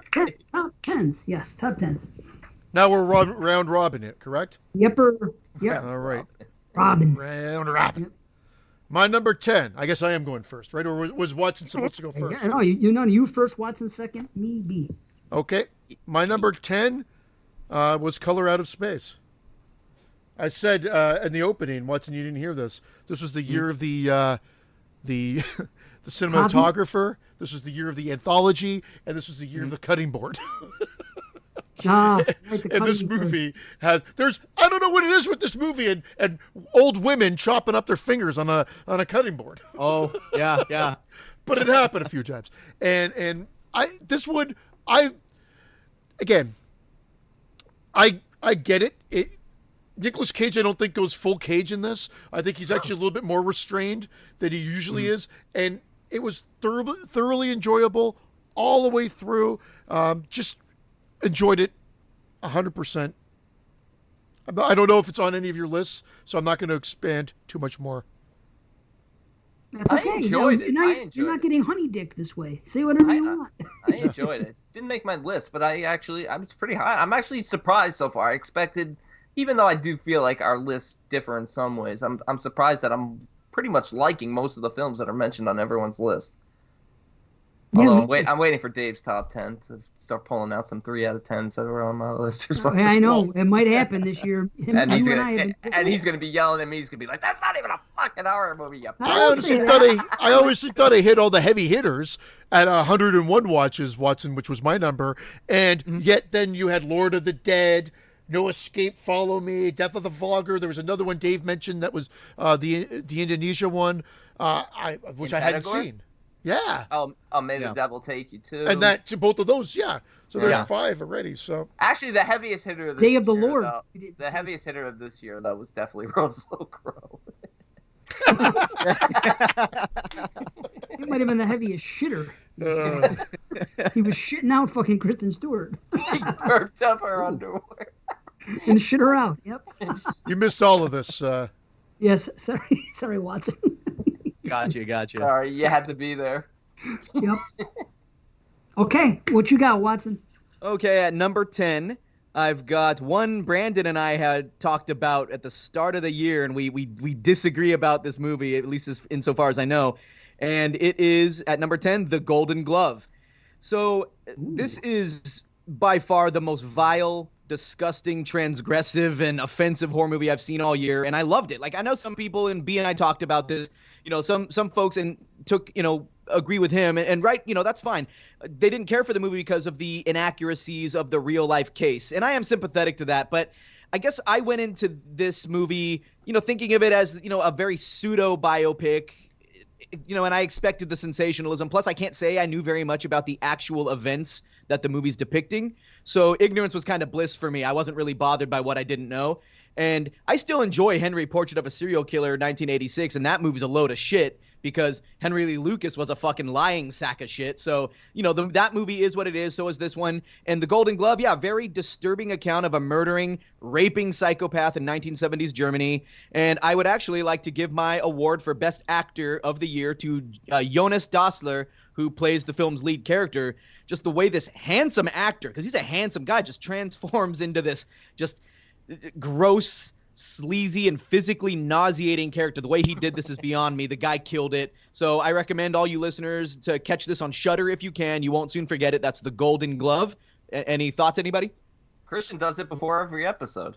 Transforms into this gross character. Well, again, I think Dave and I both liked it. It ended up I liked it. It ended up being I gave it like a 7 or 7. Like, it's 57th on my list. 57 on my list, but it was, I agree. Everything you said, I agree with. It just, I guess, didn't resonate or make it to that top 20 area. But it's definitely vile.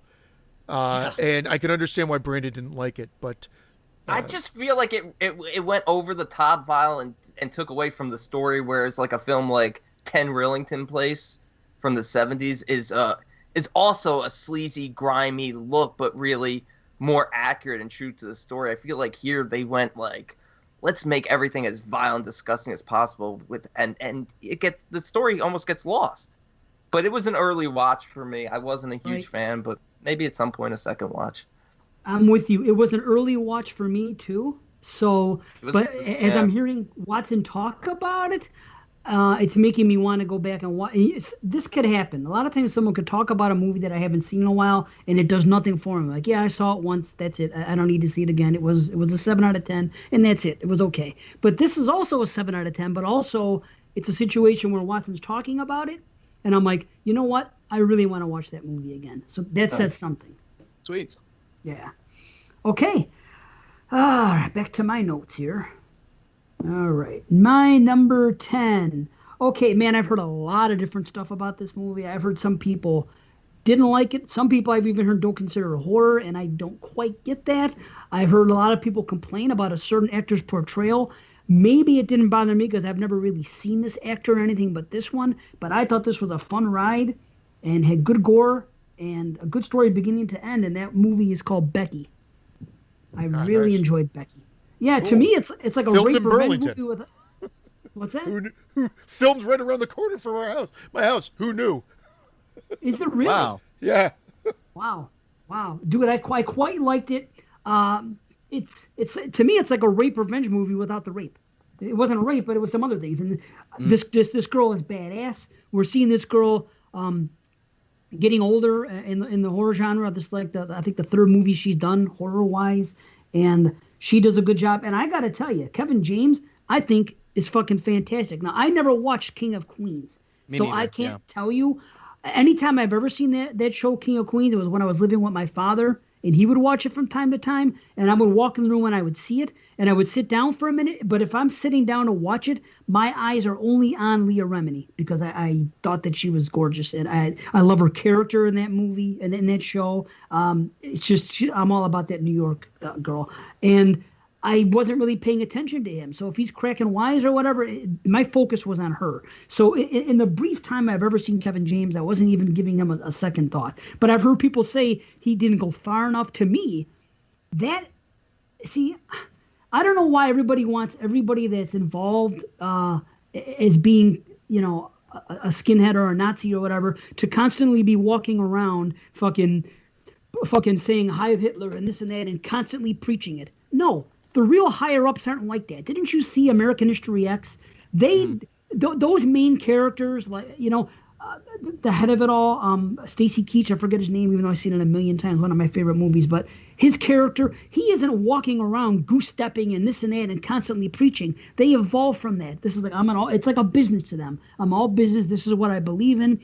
So the fact that he wasn't throwing all kinds of lines like directly at a person and people in the room that were of different color doesn't mean that he wasn't convincing enough as somebody that subscribes to that. That's my interpretation. He does say a few things about mixed breeding and stuff like that. To me, that's more realistic. If you want a caricature of a Nazi, you can see that anywhere. But I thought I agree with you. I agree. Also like in Higher Learning, when Remy gets himself killed at the end, and what's his name, the head like neo-Nazi is pissed off because here's like a good soldier who could have done something with himself to advance the cause. Just like you spoke of Cameron was his name in in American History X. Yeah, the higher ups are always, and those are the more scary.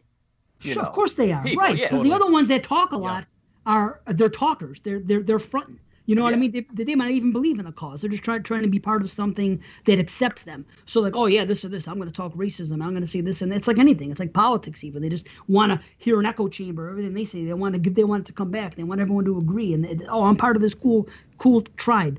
So to me, that's more believable that he isn't overly into it. So I thought he was great, and he's probably another guy that he's not my best actor, but I thought he was one of the better portrayals of, especially of a villain this year. But I really like him. His performance. I liked all the performance. She was great. As far as characters, I like all the characters that I'm supposed to like. We get a lot of good kills, man. We get the kill by the boat. We get the dock propeller, the kill outside the fort. We get an unexpected death early. I didn't think that was going to happen. I really didn't. I watched it twice, and I thoroughly enjoyed it. It's my kind of fun. I know to some people it may not be a fun movie. Those pencils outside the fort. Ooh. Oh, brutal. Yes, yeah. Yeah, I dig it. It was a fun movie, man. Start to finish. I'm on board.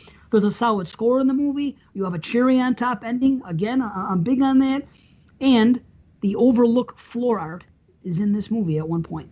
So, and there's another movie that has overlooked floor stuff in this year. But either way, I must have overlooked it.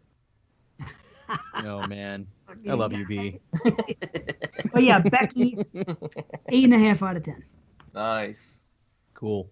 All right, I'll make my number 10 quick because it was brought up already. VFW. This to me is Sweet. like people talking about like the gore in Freaky. It's great. The violence in Possessor is great.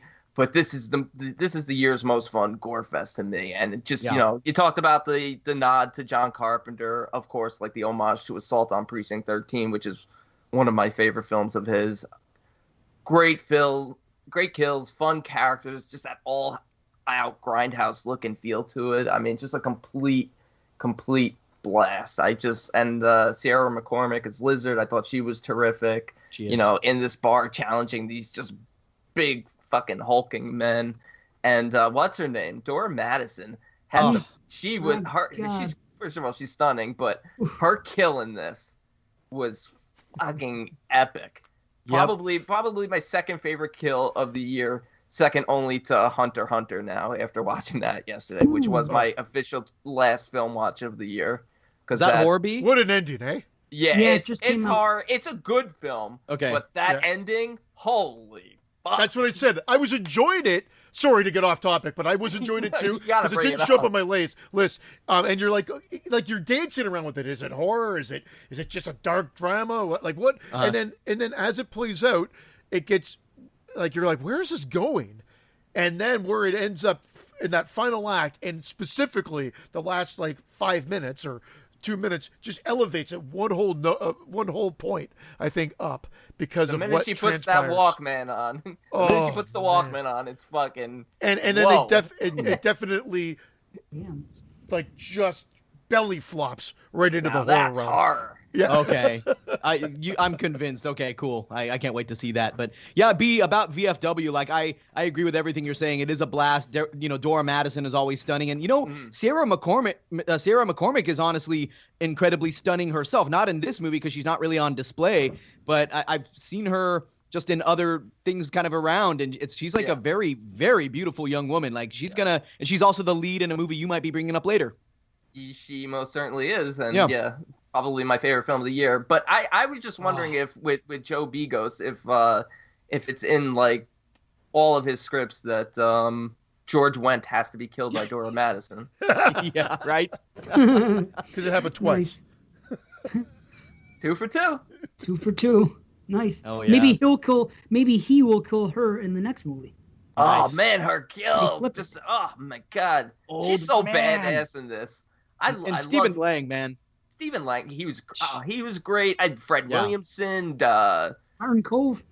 Martin Cove was terrific. I love it. I love that camaraderie. That William Sadler, all of them. They were all just terrific in this. The what's his name? Tom Williamson, the one who played Sean, the young soldier, came home. Oh, yeah. Some brutal scenes when that big hulking guy first comes over and he pushes through the crowd and he grabs the guy at the front of the door trying to get in, and he uses his head to smash the door in. Oh, that was great. I'm just like, this is a fucking blast. Nothing more, nothing less. It's just a fucking blast. So Indeed. That's why it snuck into my top 10. Nice. Awesome. Cool. And now number 9s. Number 9. Number 9. Okay, well, this was a Netflix surprise for me, and it's Don't Listen. Now, is it Voss's? All right, we won't. Stop. Yeah. We won't. We knew that was coming. Low-hanging fruit. Boy, do I love. I don't know what it is in me from aesthetic. I love when a movie opens and ends with the exact same shot. Well, or that exact same shot with a few additions that end up just making it even more horrific. That alone, if a movie can do that and not feel forced, I'm all in. Add the performances, add the absolute twists. I had no clue when that character dies. I was like, what? And then it does it again. And you're like, what the fuck? Well, because it's throwing you for a loop. I think I love it when a movie presents you with these characters and you think, okay, I guess we're along for the ride with these characters for the whole movie. And then it sucker punches you twice with it. I mean, it's a great film for that reason alone. I'm not necessarily on board. Like, I mean, I'd have to watch it again to sort of get into all like the theories behind like what they're doing from quote unquote science standpoint or from a sound standpoint. But just from what I saw and what was presented, and from just like a cinematic and emotional attachment, I love this movie. What? That's what I said too. It was a fist pump moment. But there's my issue. Again, I'm not saying if it's on my list or what. I think it's a great movie. I'm leaving it at that. However, I had some, like, everyone was blowing it, and I'm watching this movie, and I'm 15, 20 minutes in. I'm like, everything I see right now is very generic, haunted stuff. The voices coming through here, the fly, and like my wife called it. That was my biggest complaint, that the guy didn't know what all those flies meant. Come on, you know what's going on there. But they're playing like, oh, why would there be a bunch of flies here? I think this, between that and so my wife's watching this. She goes, well, okay, well, that's going to happen here. The flies mean that. Then the kid drawing the picture in the beginning. Okay, well, at the end, they're going to tie up these pictures that it's going to all lead to. So my wife's calling all this stuff, and I'm 15, 20 minutes in. I'm like, everything is so generic. And then all of a sudden I said that, but went, whoa, okay. What? Thank you for doing that. Yeah. What? Stop talking, Wrench. Thank you for doing that. I'm watching this movie. Stop talking. So that's awesome. those shocking things that happened were the best parts about it, but everything else was too generic, been there, done that, for me to elevate it to a certain level. The cinematography in it is just beautiful. And you combine that with the surprises in the script, and that's what they do. Like, okay, we're talking about zombie movie. If they could somehow get you on board with yet another zombie film, then I'm all about it. And here we are, another haunting. So I thought those twists and the way it was shot, and the fact that it was confined to that house, and who they bring in for the help and everything like that, I thought that was all kind of taking little bits of movies that we may have liked, but presented it to you fresh. So I get it. I agree. I dig it. I just couldn't get. There was just a couple. Like I said, I couldn't get over the fly thing. Is obvious. You're not going to check. I don't know. Either way, whatever. I think they try to explain that just with the fact that it sounds like he's been flipping houses, and now he's going in to do that. Know. And he's a flies equal one thing. That many flies equal one thing and one thing only. Whether it's an animal, a person, or a big bag of shit. You know that something really bad is down there, and you better take care of it immediately. I thought it was a video cassette of Spookies at first. I think he actually knocked it down, and there's a video of Spookies just sitting there, and all the flies were trying to avoid it. It was a real fly-by-night operation. Oh, my God. Oh, B. I'm so glad you're here. Awesome.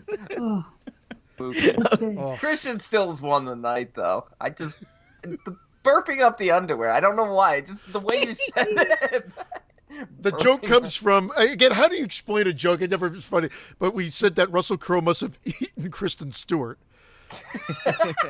and then of course he burped up the underwear from underwater. Oh, there we go. Okay. That's how where it fit came she from. was and how unfit he was. Yeah. Wow. Sweet. Just dragged all the joy out of that joke. Yeah. Okay. At number 9, I've got a movie that I got a lot of joy out of, and that would be Ghost Killers versus Bloody Mary at my number 9. Like, anybody who hasn't seen this, don't let the stupid title of this one fool you. This is a Portuguese language supernatural horror comedy out of Brazil.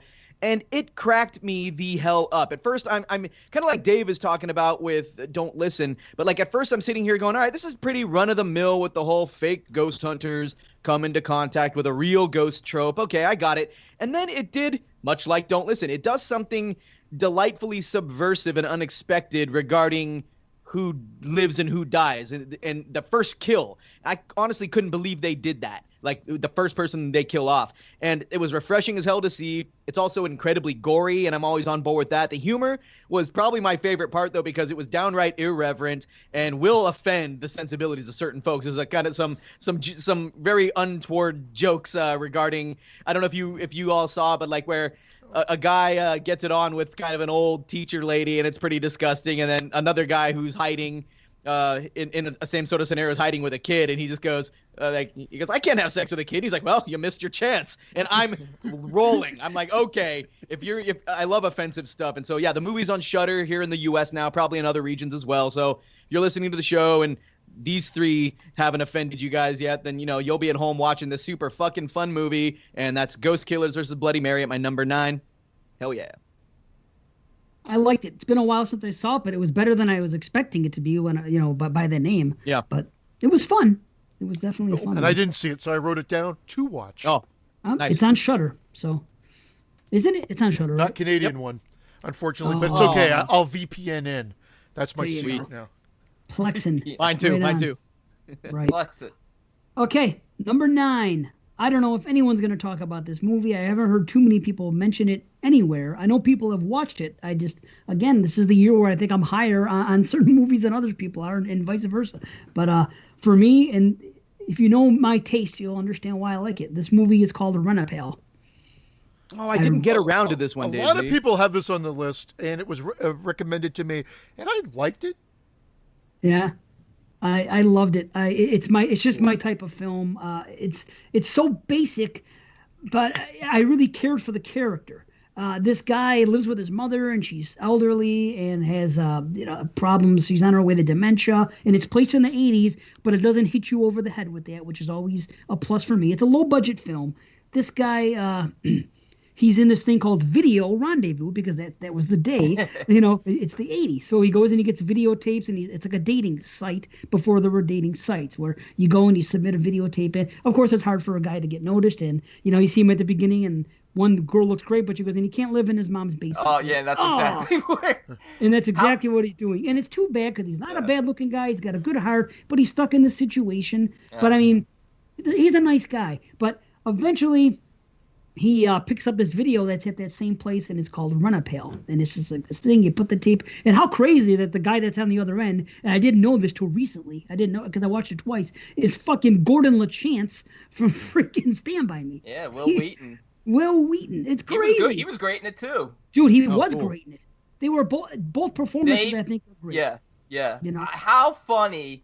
I mean, it's tragic, too, because the character of David in Rent-a-Pal is a great character. When he goes back to re-record his message, when she suggests that he does that, and he, delivers this perfect, poetic, so good. And yes, overachieved in every way. I'm like, that's a great... Oh, my God. I'm like, that's perfect. He's gonna be, knee-deep in the pussy. And then, of course, he's like, oh, we got to cut that down to 30 seconds. And he fumbles over everything. And I'm just...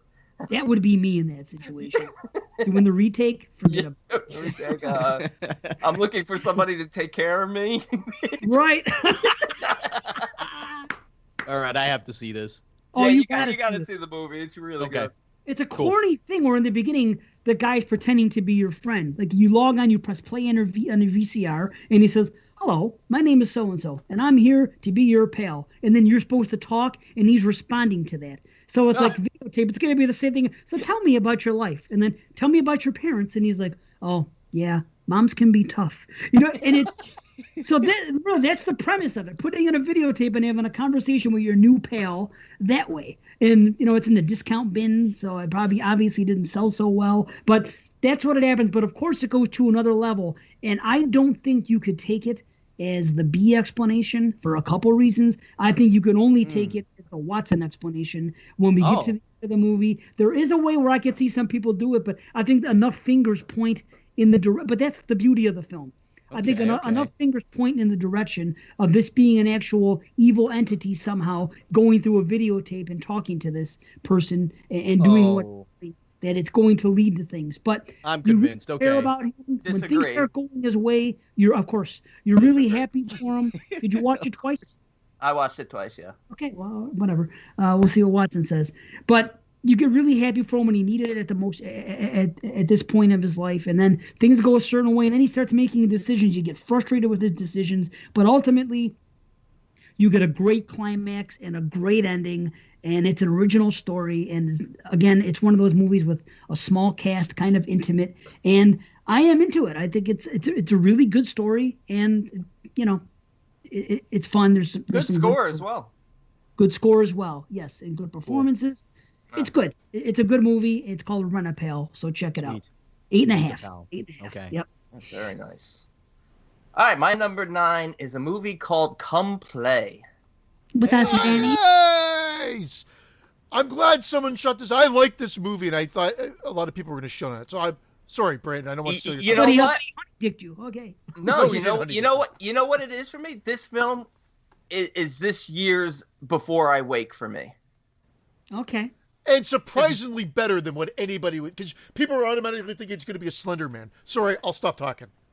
No, and yeah, I mean the evil. It's Please. about a nonverbal autistic kid named Oliver. He's got no friends. He sort of lives on his iPad or watching cartoons and stuff.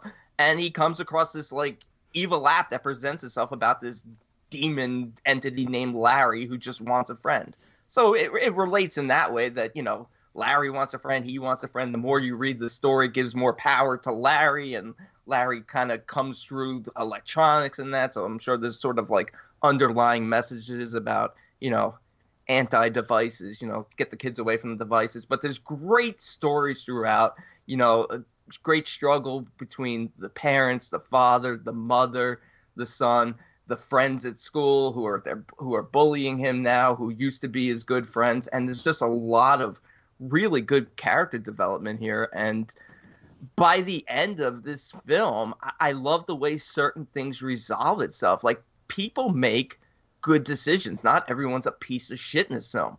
People do shitty things in this film, but they get deeper into it and explain it. And ultimately, there's redemption in the end. And the final scene of this film just had me like, yes, that's exactly what I wanted. It's such a me ending. People are gonna be like, that's corny as fuck, but it's such a me ending, and I fucking loved it. And I'll leave it there because I don't really want to spoil any of these movies in case people haven't seen them. But the boy in this, he's terrific. What's his name? I have it up here. Let me bring up his name. People are going to put this into the Bye Bye Man, Slender Man, that category, maybe even like Countdown from last year, which I actually still kind of enjoyed. I thought it was better than the usual shit we get. But this is elevated with having some heart. I think it has a characters. lot of heart. Azzy Robertson plays Oliver, and Gillian Jacobs as the mother, Sarah. Standout performances. John Gallagher Jr.'s in this. He's great in this. He was good in Underwater. But yeah, you're right. I think people are going to be taken out of it by the CGI. But fuck it. It all comes down to story and enjoyment factor for me in a film like this. It's like you got to look past it. Like, what could they have done? Could they have made the CGI a little bit better? I still think there were genuinely creepy scenes, like the sleepover, when these three bullies, are basically forced to come and sleep over at the house, and they conjure up Larry. So I think there's some really cool stuff in here, and like I said, the payoff for me was just what elevated it from a film that might have been like a 7.5, all the way up to an 8.5, and that's where it stands for me. Awesome. Yeah. Right on. Yeah. I haven't seen it, but I'll check it out. I'd say good. family horror, not not that it doesn't get scary enough, because you can be terrified depending on how your kids relate to horror, but because of the family element to it, it's kind of like Wonder, the horror movie. Interesting. But it's interesting also that this character Oliver, he's nonverbal, he's autistic, and they're doing so much for him, and he can't communicate with his family about what's going on here. And so he has to use devices, which is how this evil entity comes into play. So it's really kind of scary in that sense. It's cool. It's really good. It's really good. I highly recommend it. It was a big surprise. I wasn't really expecting much, and I was pleasantly surprised for this one. Sweet. Yeah. Awesome, man. Are we back to me? Back to you. Oh, We're very flying. good, sir. Flying. You gotta do it. Number eight, another super surprise. I was very happy with this. Saw a lot of people shitting on it, and again, Year of the Cinematographer, beautiful looking film, great quote unquote sequel, and that's Peninsula. Oh, I man. love the story, where they went with the story, not a direct follow-up, but in the world of. I love the look of it. And again, characters that you care about, and there's an emotional moment at the end that I think maybe just goes on a little too long. Yeah, it does. But other than that, It's good, though. It had me, but I'm like, no, end it. And then you're like looking at your watch at one point. You're like, you just, you The had me. helicopter is right there. You had me. Yeah.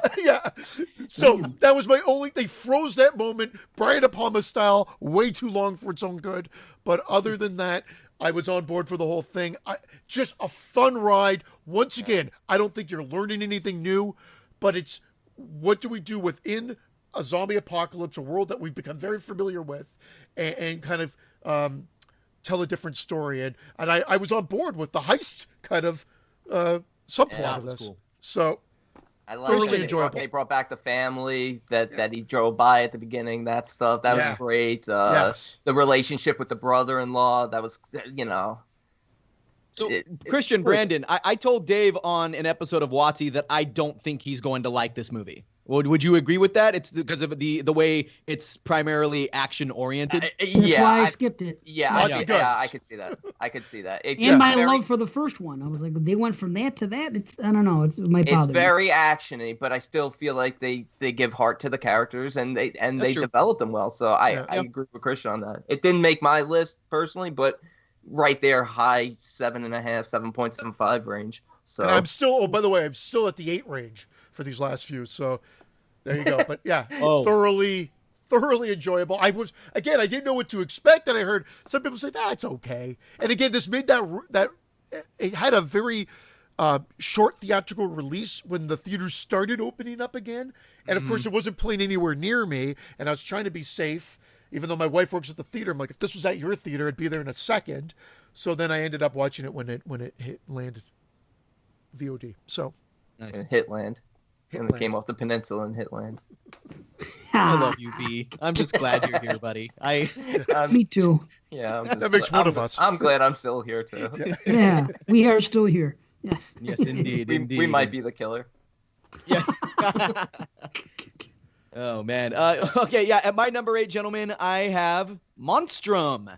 So Yes. yeah, with B. Yeah, B brought it up earlier. So yeah, South Korea brought the heat this year with something like 10 horror movies, literally 10 horror movies that I can think of off the top Amazing. of my head. But this one was my favorite of the bunch. It's a period piece that takes place in the 1500s, and it revolves around a group of politicians who want to use rumors of a threat, a beast, to incite the people to turn against this noble king of the land. There's political intrigue, a ton of action, probably the highest body count of the year. It's in contention with another movie that I'll be talking about later, but probably the highest body count of the year. And it's a lot like that Netflix show. I don't know if any of you have seen it, Kingdom, which my son and I love both seasons of that. It takes place in the same era and everything like that. And it's a zombie show instead. But yeah, it's got all the same political intrigue, and I couldn't more highly recommend Kingdom. But I guess the only drawback to Monstrum is that there are some points of less than stellar CGI in the third act of the film. But I thought for the most part what we get's pretty damn solid. And kind of like Christian was saying earlier, like I don't need Monstrum to be, it chapter 2 expectations. I felt pretty satisfied with what I got. And I feel like the story here is epic in scope and won't likely disappoint people who enjoy monster movies with a bunch of political substance to it and mixed in with a period piece and swords and blood everywhere. I just had a blast with this one. That's a bloody Monstrum. period. Hey! I have this sex move called the Rusty Beard. I'll explain it to you guys later. It's Possibly. usually like something the that Rusty- happens on accident. Monstrum had heart too. I love Yeah, the it did. father-daughter. Oh, it did. It's Yeah. solid pick. I mean, man, did they knock it out of the park? South Right. Korea, holy South shit, Korea. did they knock And it out of that's the park? usually most of their last names. Oh, damn. Well played. Brilliant. You can't say Brilliant. that. Brilliant. See, he just needs time to wake up, and then he's on his A game. I may have come out of the gate swinging with a couple of bad ones, but now he's left. Boom, boom, boom. Right. The Exactly. coffee's wearing off. Yep. Monstrum was my favorite amongst the foreign horror movies that were on Shudder. Initially, it was my highest rated. Then upon rewatch, another one took its place. I still think it's great. It just it wasn't. I do love all the political stuff. Everything was cool. I quite enjoyed it. Good kills, everything else. I like the stuff with the pet, the guy, the backstory on the monster. Sparkles. itself.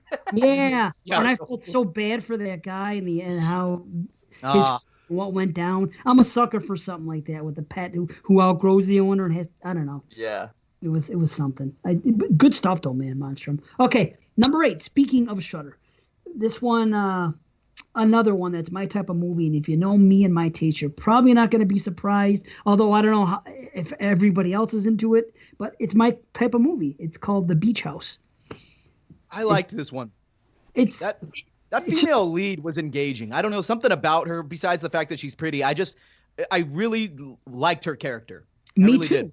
Yeah. I really loved the first like half hour, 40 minutes or so, getting to know. I like this isolated movie, get to know the characters and spend a lot of time with them, and they have discussions, and you hear, that she's going to school for what she's going for, and it's cool. I mean, the biology talk, and it makes it more creepy because the things she's talking about with the other couple and what's actually happening on the outside. And it's scary to me because I could see this really happening, kind of like the Bay, but just nature taking its course here. And this is what could happen any day. And that's what screws at me. And I like it that they can't tell whether it's the drugs or the atmosphere when they get involved with eating the edibles and what's going on with the people. And I like what's happening with the other couple. And obviously, this woman is most likely dying. And this is maybe their last trip up to this beach house and what's happened. Then you have the opposite side of the fence and this younger couple who are having problems of their own. But I really enjoy it. There's the one scene which it's unintentionally funny and horrific at the same time. Like if I was watching it with a crowd, that part when the guy walks in the water, we would have been laughing with me and my brother and my buddy. That's just our type of humor. Like, what the fuck is this? You know what I mean? But if it happened in real life, right? But if he's 6 miles out and his head is still above water. That's what's really funny about it. Like, proves the earth is flat. Yeah. But it's scary that it could affect somebody that way and everything that goes on. And we just get enough info on everything that we need. We get enough info on the woman with the medicines that she's taking. Yeah. Anything that has to do with body horror and stuff like that and people getting sick always resonates with me. It's tough to watch, but that's why I like it, because it hits me hard. Where we go in the last half hour, my maybe small complaint is that maybe the last act drags a little bit when it didn't have to, but for the most part, it's paced well. It's a scary idea. It's a great ending. It's my type of ending. If you know me, this is what I go for. But it is. I totally dig it because it's realistic. I'm into the intimacy of knowing these 4 characters and what goes down. It's a simple story, but it's a tale that it could happen. Stuff like this could go down, and I'm gonna be the guy that walks right into the ocean. You are. and then I'm gonna ride a boogie board in. He's gonna speed it up. It's not fast enough to walk, right? So yeah, 8.5 out of 10. The Beach House. I love it. I'm happy to see this in your top 10, man. That's cool. It's probably not surprising. I feel like I owe this another watch. I didn't love it the first time, but I feel like a lot of people, now that I'm looking at lists and stuff, prepping for the show, I'm seeing it show up on lists, like on the internet when I'm researching, top films of 2020. People are talking about this one, so cool. I think I owe it another watch. Cool. All right, my number 8. Speaking of dementia and getting old, is called Relic. Son of a bitch! I picked that as your number 1. Yep. That's I couldn't 2 for decide. 2. You're off on there. I know. Holy It shit. seemed like a B movie to me. It's such a B movie because everything in here. I mean, look, it seems like a supernatural film, and everything is presented in a supernatural way, and it's quite haunting. And it's 3 generations of women staying together here. It's a grandmother, her daughter, and her granddaughter. The mother and the daughter and the granddaughter show up because the grandmother has disappeared for a few days. They can't find her.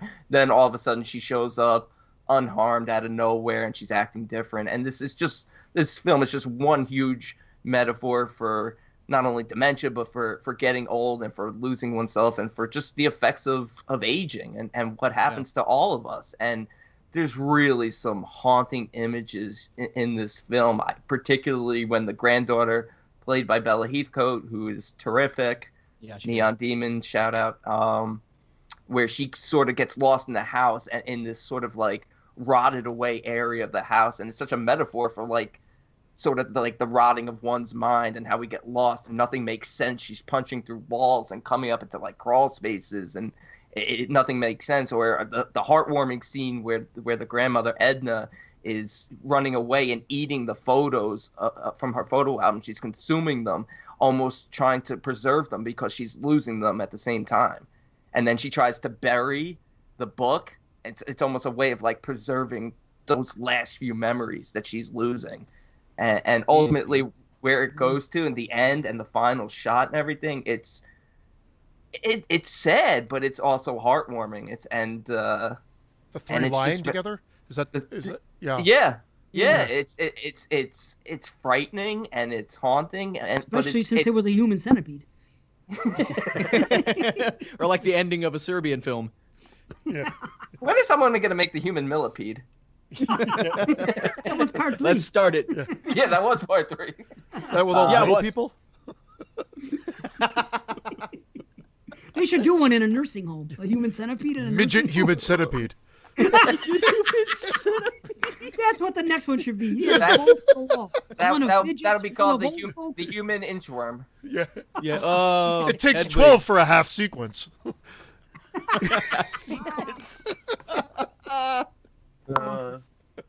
So there's also flashbacks to Edna, who's the grandmother, to I believe it's her father, who was neglected. He was found out living in a shed that was torn down behind like the house, and you know the only thing they preserved from that was like this piece of like beautiful pane glass that you see the rot building around, and it's so beautifully shot. I agree totally with Christian that this is a year of great cinematography. First time directors also.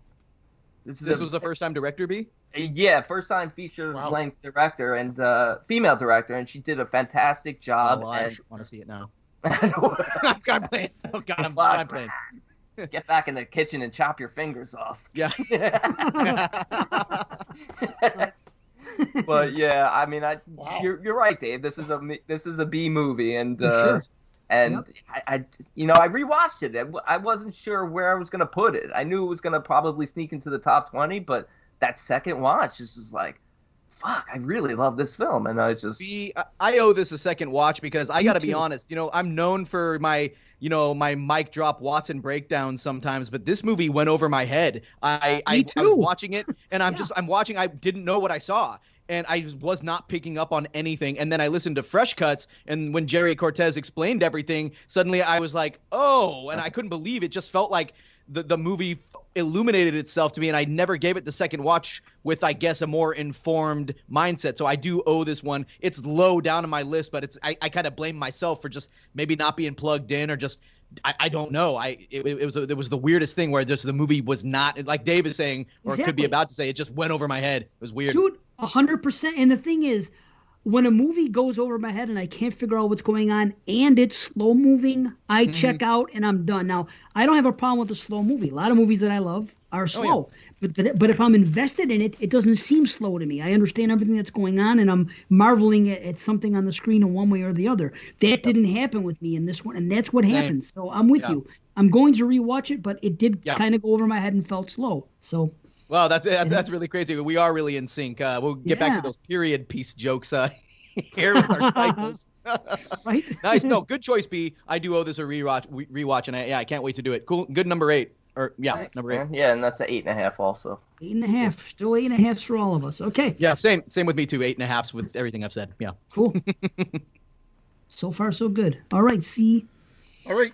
I watched this way, way back when, and I don't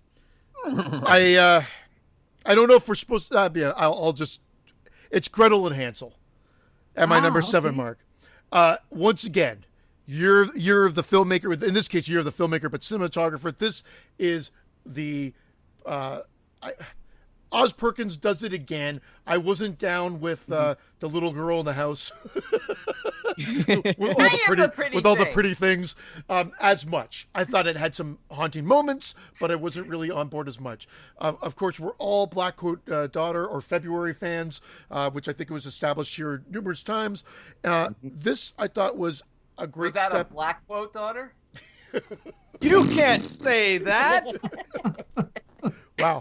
You didn't think I missed I thought his take on the fairy tale was perfect for him. I think he's the perfect filmmaker to tackle this, and I thought it was great. I actually have this listed as Dave's number 1 for the year. We'll see what happens, but that's what I think will be his film, because he loves his witches.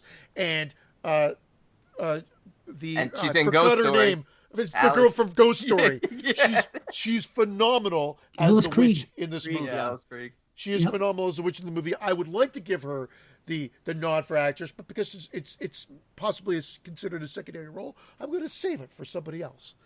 But thoroughly enjoyable watch. I owe it a rewatch. I did not get a chance to rewatch it again for the show, but this was an 8.5 when I watched it, so I kept it on my list right there at the number 7 spot.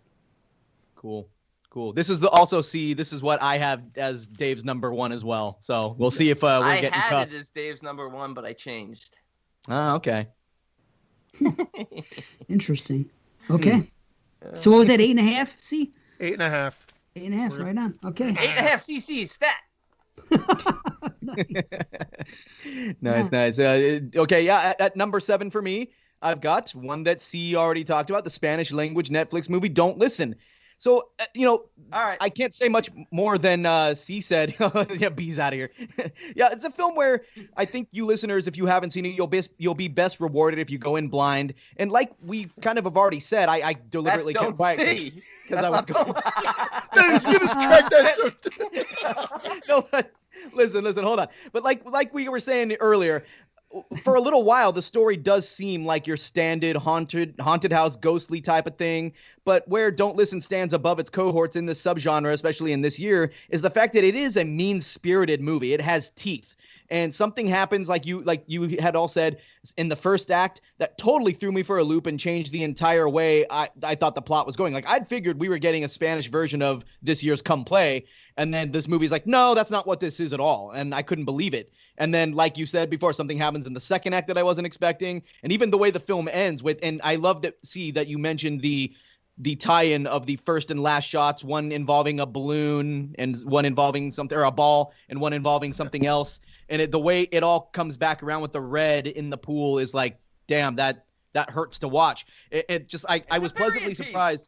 Yeah, period. Exactly. There we go. The old rusty beard. But yeah, I was pleasantly surprised they went that way with a certain character. You don't see these sorts of supernatural thrillers too often that have such bite to them in an actual body count. And I like the idea. If any of you watch the post-credit sequence, it seems like, and I hope they're able to do this, get this off the ground as kind of a franchise, especially if they're willing to acknowledge that, you know, in a second movie, like maybe we didn't completely win the first go around, like barely escaped, with the, by the skin of our teeth.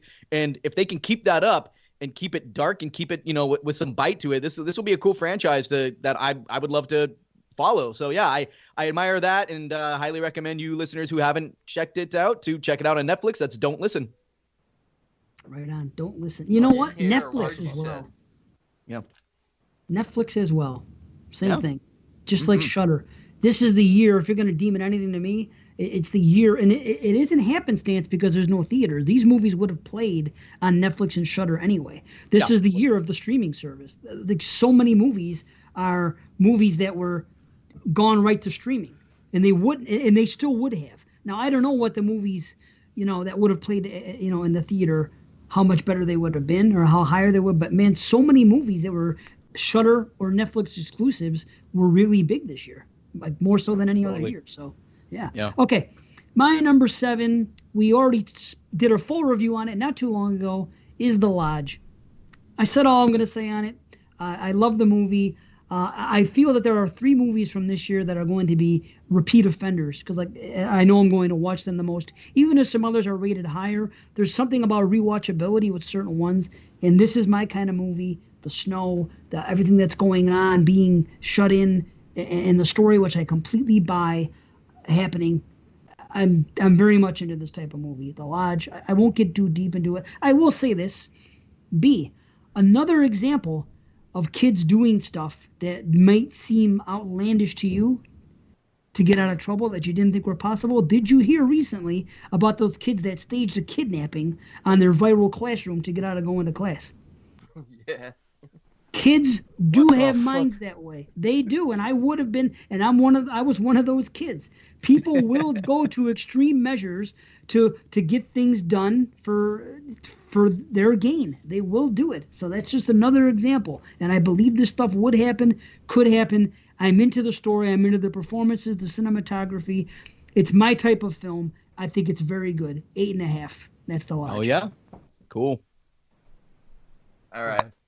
So I knew I was going to have 2 or 3 films on my list this year that some were going to say are fringe or not horror at all. This is one that Dave, it was fun. I don't know if I caught you in a bad mood. I recommended this film to you. You watched it. You're like, not only did I not like it, but it's not horror.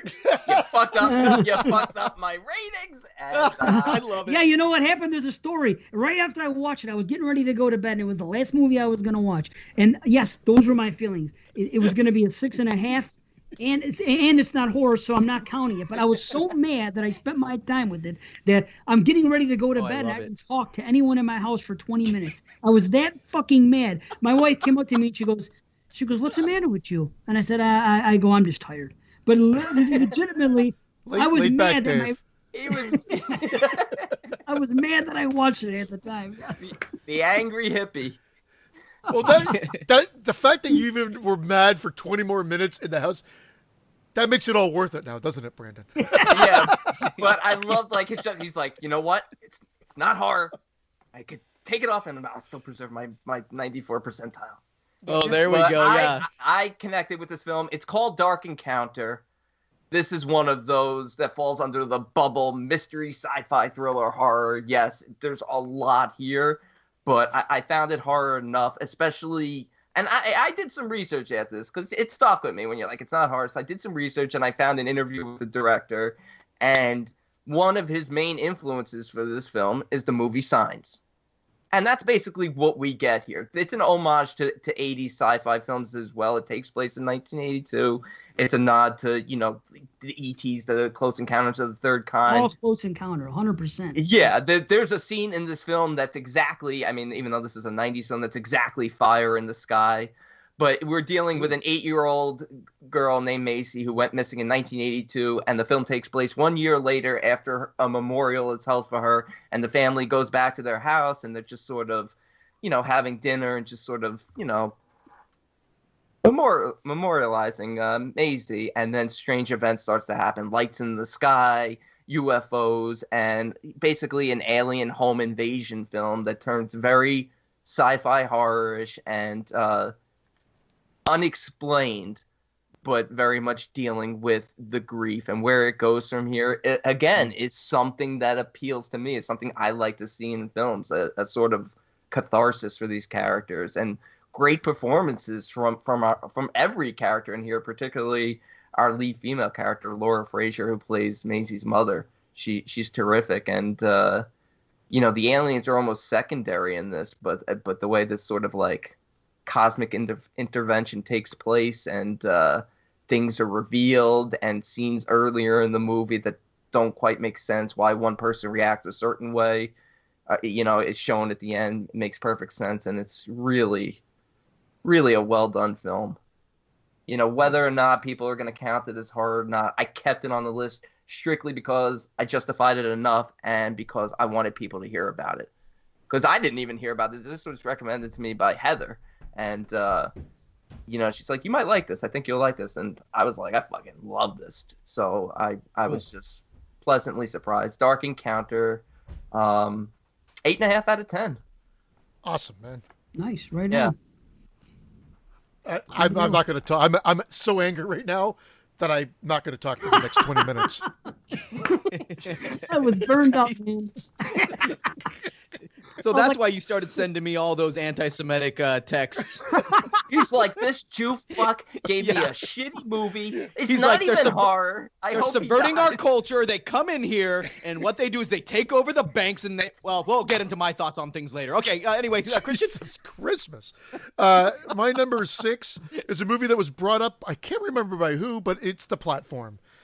Someone had it on Yeah, their list. I brought that Dave up. Yeah, it was like my Okay. 16 or something. Number just 16. kidding.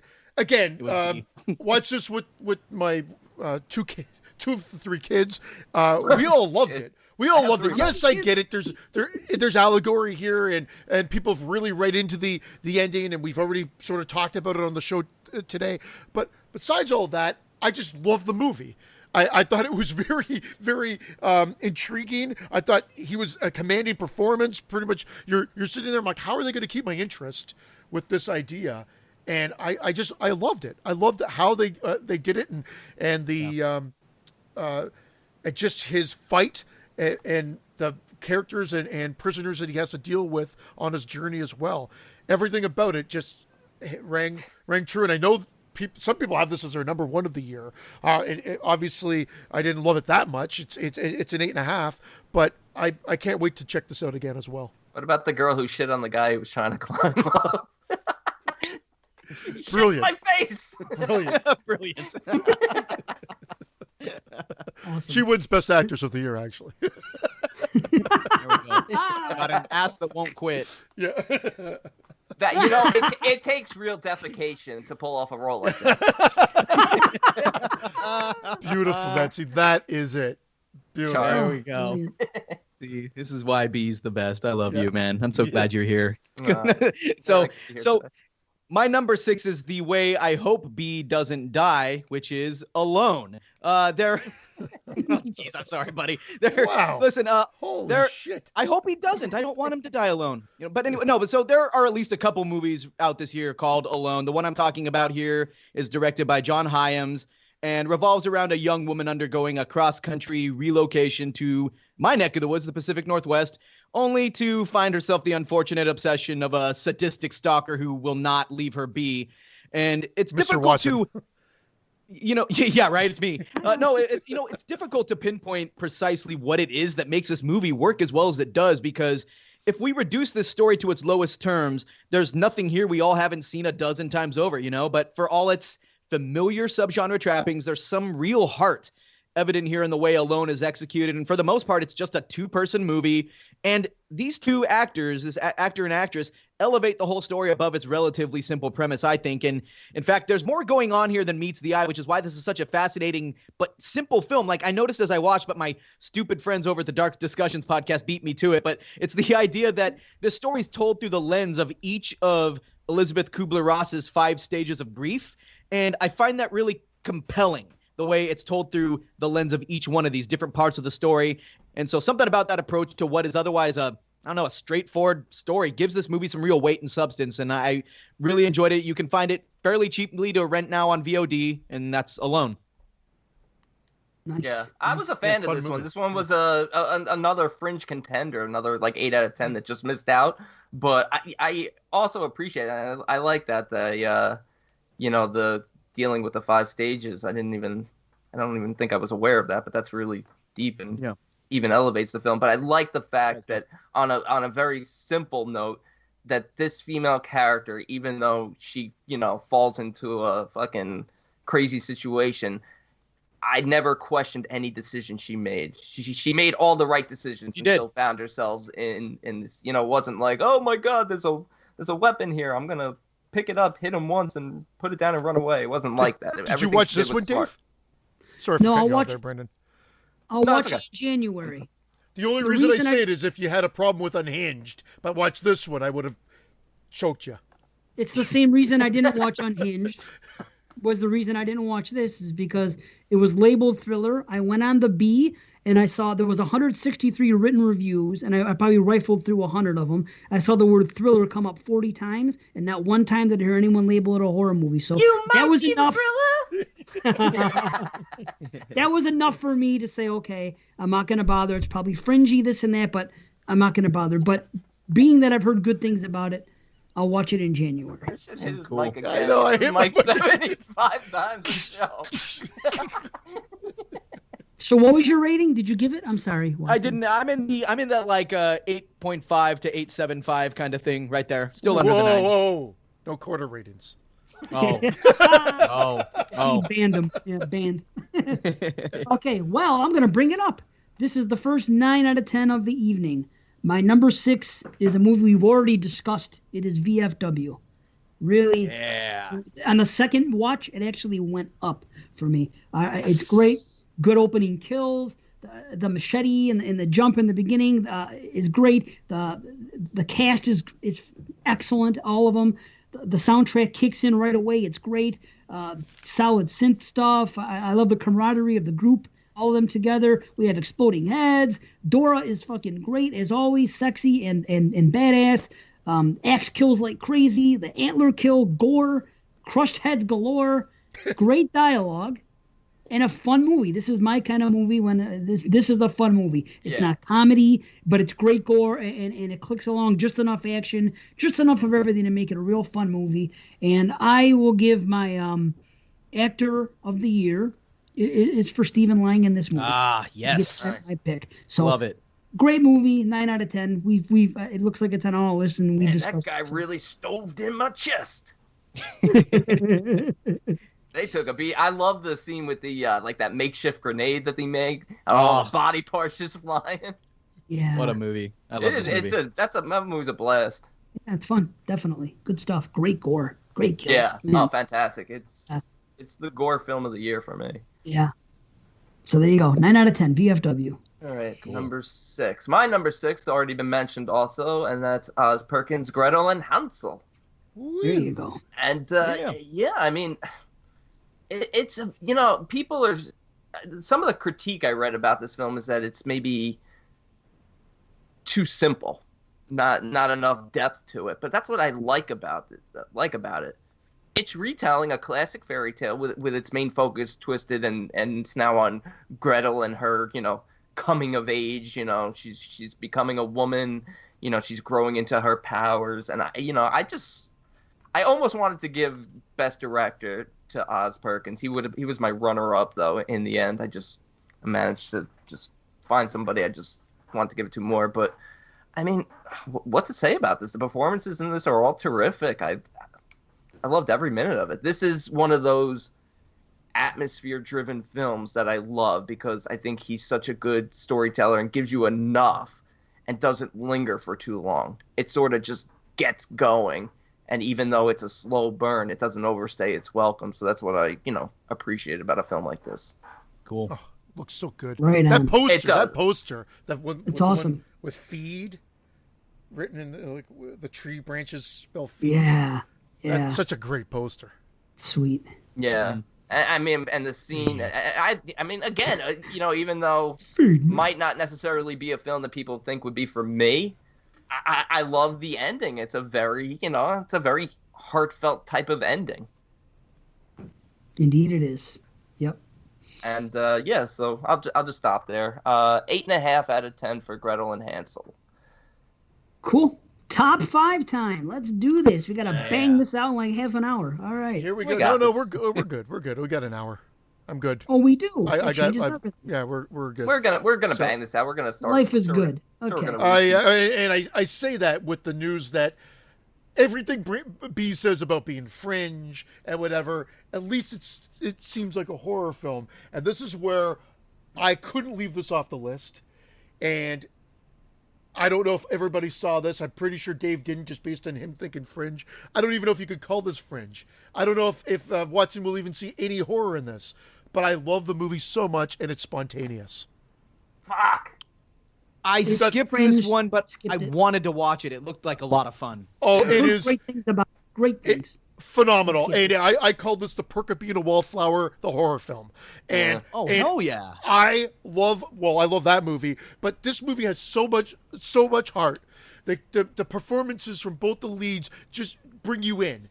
And again, it's about circumstance and what's happening and how it's unexplained. And you could definitely make an argument for what's happening being horrific because they really can't get to the bottom of why this is happening. But it's not played for terror per se. And So that's why I guess people can argue either way. But I almost had this as my number one. And at one point, it may have been at my number one. But it's because of the heart. I'm a sucker for it. I had tears in my eyes a couple of times watching it. It's the one that I got said the whole family has to deal with this because it talks about, the struggles of being a teenager. Yeah. It talks about the struggles of loss. There's a heartfelt scene with the main character and a mom just lying down talking. And I was like, holy shit. It pulls on the heartstrings. This movie is about more than what we're seeing here, but can also be the argument against it not being a horror film. But I'm going to say because of the subject matter and what it's all about, that it's a horror film enough for me. And I'm glad it showed up because it would have been in my top 5 definitely had I not pulled it.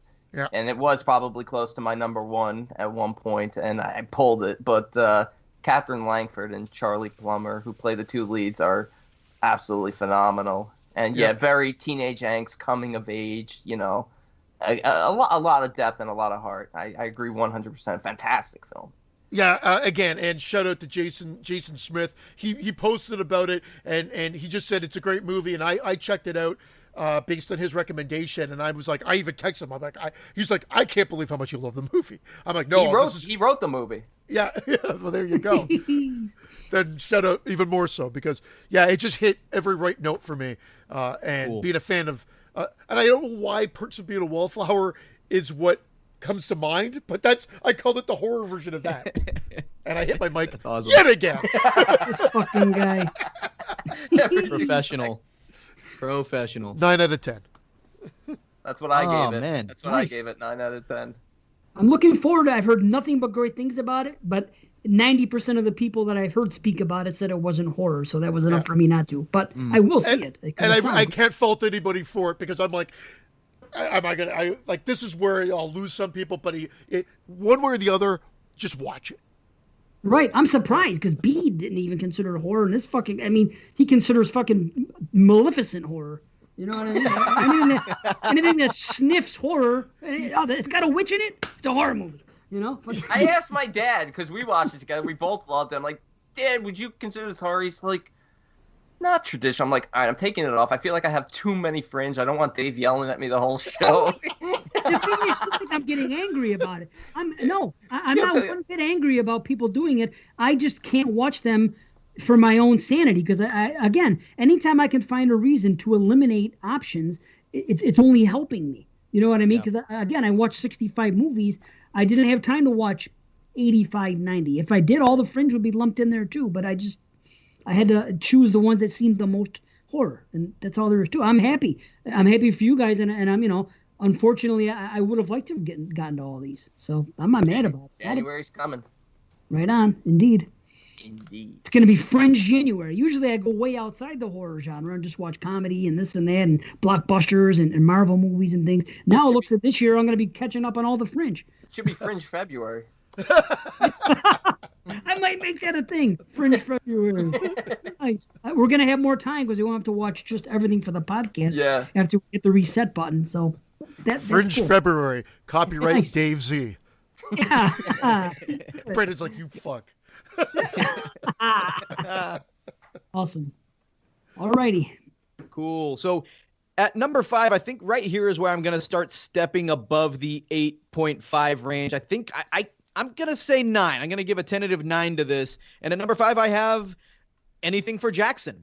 I came upon this movie like I think we all did, randomly on Shudder. I liked the synopsis I read, and I just wanted to watch it before I heard what anyone else had to say. And what a surprise this movie was for me. Like, I can't believe how much I enjoyed it. This idea of a grieving elderly satanic couple who will do whatever it takes to bring back their deceased grandson, including kidnapping and opening themselves up to dangerous demonic entities. Like, I love this story.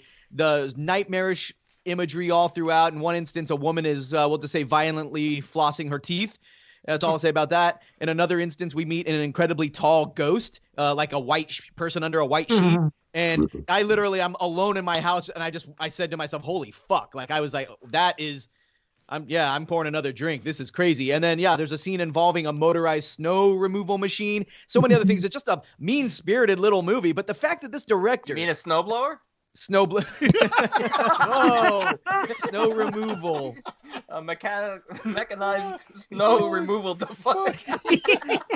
No, Sorry, Watson. No, it is. It's like a big, like it's something you wheel around, and it's kind of like a wood chipper that blows the snow Correct. out, like vacuums it up. Yeah, it's not It like a. But anyways, so It's not a traditional snowblower. You're right. Yeah, not a traditional one. So cut me some slack, B. But yeah, the fact that this director's done like over 30, no joke, over 30 wholesome holiday family movies since 2014, only to come out with this wickedly violent film here in 2020. It's the film he's been trying to build up to. He just kept getting these contract jobs. I read an interview with the guy. He seems cool as hell. He says he's even trying to go forward in the horror genre from here on out, but he's also taken on a couple Hallmark specials as well. I like this guy. He seems like a fun director who's like, hey, I'm learning on the set of these movies and getting better at the, it was all building up to this for me to make this passion project, Anything for Jackson. I fucking love this movie. I think this guy, Justin G. Dick or Dyke, you can't say that, is a cool dude. You can find this on Shudder. That's Anything for Jackson, and I thought it was a blast. Nice. Cool. Yeah, it is a good one. I'm glad I gave it a second watch. Definitely. Nice. Okay, number 5. I don't know if anyone else is going to have this on their list. I don't know if everybody here has seen it. I want to say, since everyone watched so much more than I did, that they probably... Oh, by the way, Watson, did you say how many you watched? Because you weren't here at the top of the show when we said that.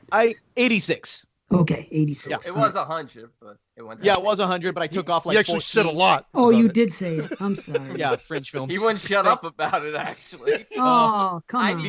needed a 20-minute break after he stopped talking. I put his Yeah, list it into was- that snow removal device. I was glad you were here. I was glad you were here, B. Oh. Now I'm not. Dave's the Okay. I don't know. Maybe everyone did see it. No one said a word about it yet. Of course, this is my kind of movie in more ways than one. So it's not going to, if you have seen it, you're probably not going to be surprised. But my number 5 is called Murder, Death, Koreatown. This, What? every year I get a hold of one of these found footage mockumentary movies, and they make my top 10. That is the one for this year. Boy, oh boy. And again, I'll have to give this as my surprise of the year because it just kind of came out of nowhere. I'll have to give Duncan McLeish credit. He brought it up during his October viewing, so he does a weekly thing. And this is one of the movies that he brought up. I'm like, wait a minute. Found footage movie that I don't know about, and it's on Prime? Holy cow. Okay, let me get on this. So I think it's fantastic. There's a murder. These people live near Koreatown in California, and there's a murder in the death. car. Yeah, there's a murder in the apartment complex. And there is death. But I death think isn't that's the funny. I worst just like your reaction. Sorry. Death isn't the worst part. It's the fear that this movie, this guy is videotaping some strange occurrences that have happened, and because there's blood in a spot where it shouldn't be. The murder happened in this area. Something happened in the alley near his house, and there's blood over here, and he doesn't quite understand it. So this guy gets obsessed with this case. And B, you will like this because it does skirt the idea of mental illness here. And there was a point where I didn't think it was mental illness, but during the last act, I'm like, oh, wait a minute. You know what? What we're seeing here, I'm kind of getting disturbed because I think this guy might be falling apart mentally, because everything that we're seeing here with him uncovering things and everyone around him is telling him there's nothing here to the story or making something more of it than it should be. His girlfriend's telling him. He even goes to a psychic and they tell him to stop. And I think that's more for, they're fearing for his life. But I mean, he's messing around with things that he shouldn't be because he's contacting the person that got killed. And it was a murder-suicide situation with a young couple. And I could see some people not liking it only because they may not like the lead. They may not like his voice might come off as a little annoying, and the way he reacts to things might be a little annoying. But to me, that seems like it's more true to life because of that. Watson, were you the star of this? Oh, Aw. I love you, C. Glad you're here, buddy. I have to. Glad- I have to go back and watch it now. I turned it off after 5 minutes. Dude, so did I. I actually got about 20 minutes into it. I found it insufferable. And Duncan Yeah. was talking high on it. Dave seems to like it. I guess we owe this a good chance, but I got like 20, 25 minutes in. Yeah. I was like, dude, fuck this movie. I'm done with it. That's I turned exactly it off. what I did. And I never Yeah. turn off movies, but I'm Me gonna go neither. back and give it. I'm definitely gonna give it a shot. I will. Now. If it's I will. if it's number 6 on your list, I gotta watch it. Number 5, Five. actually. Five. Sorry. 5B. Five. Oh, then no. It's number 6. If it was number 6, yes, number 5. Well, it's creepy, man. Things start to unravel, and he talks to this homeless guy, and we think maybe the homeless guy's full of shit, but then some other stuff happens later. It's just, it has that downright creepy feel as things are uncovered, and then it goes into a place where, again, you start wondering, is this guy falling apart? Is this supernatural or is it not? But to me, enough signs point to it being supernatural that it definitely is, because we see things through the camera lens. So there's really no disputing that. But if you just see this guy walking around, some of the things he's saying from the outside looking in, you could think, well, this guy's falling apart. He's been not homeless. He's been jobless for a little while. He's got time on his hands. He's looking for something to do.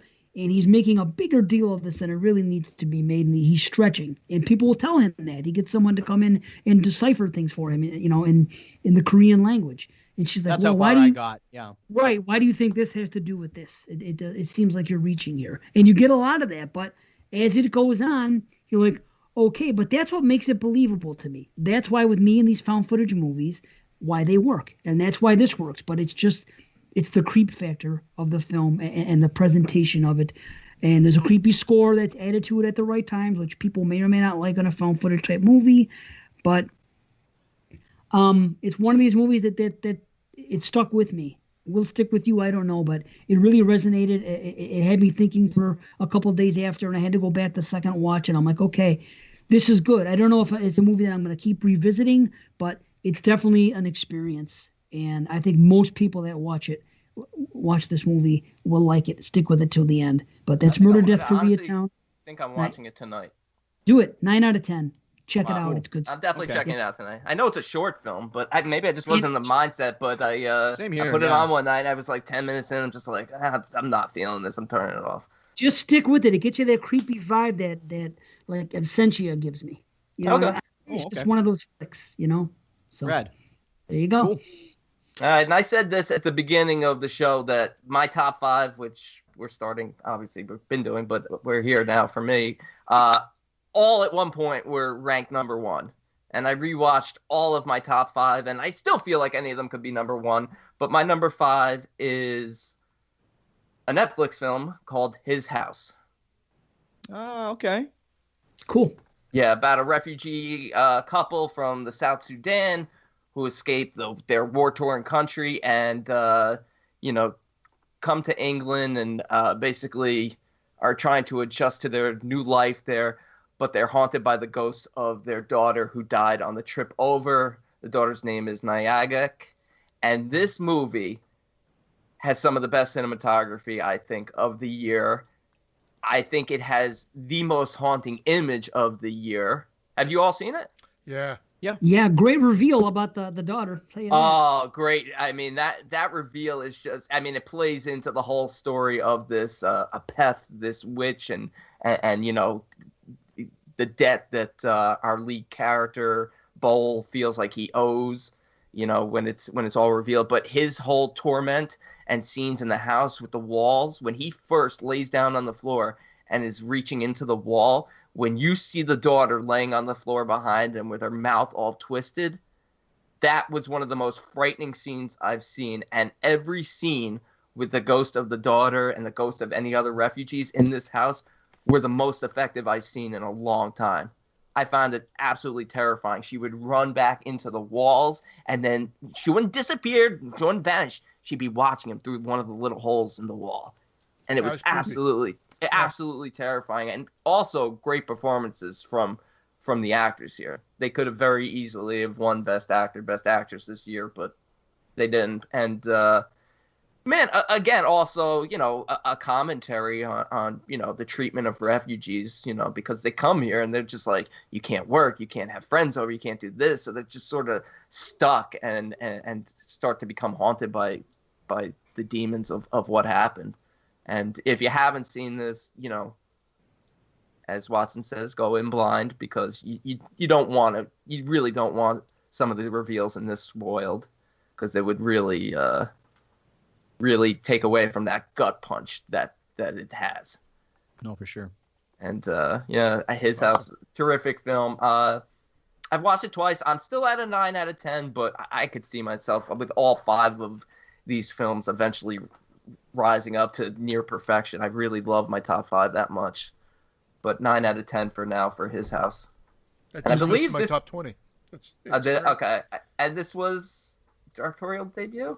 Yeah, feature-length directorial debut for this Remy Weeks. So, again, this is the year of, like, first-time directors. At least first-time feature-length.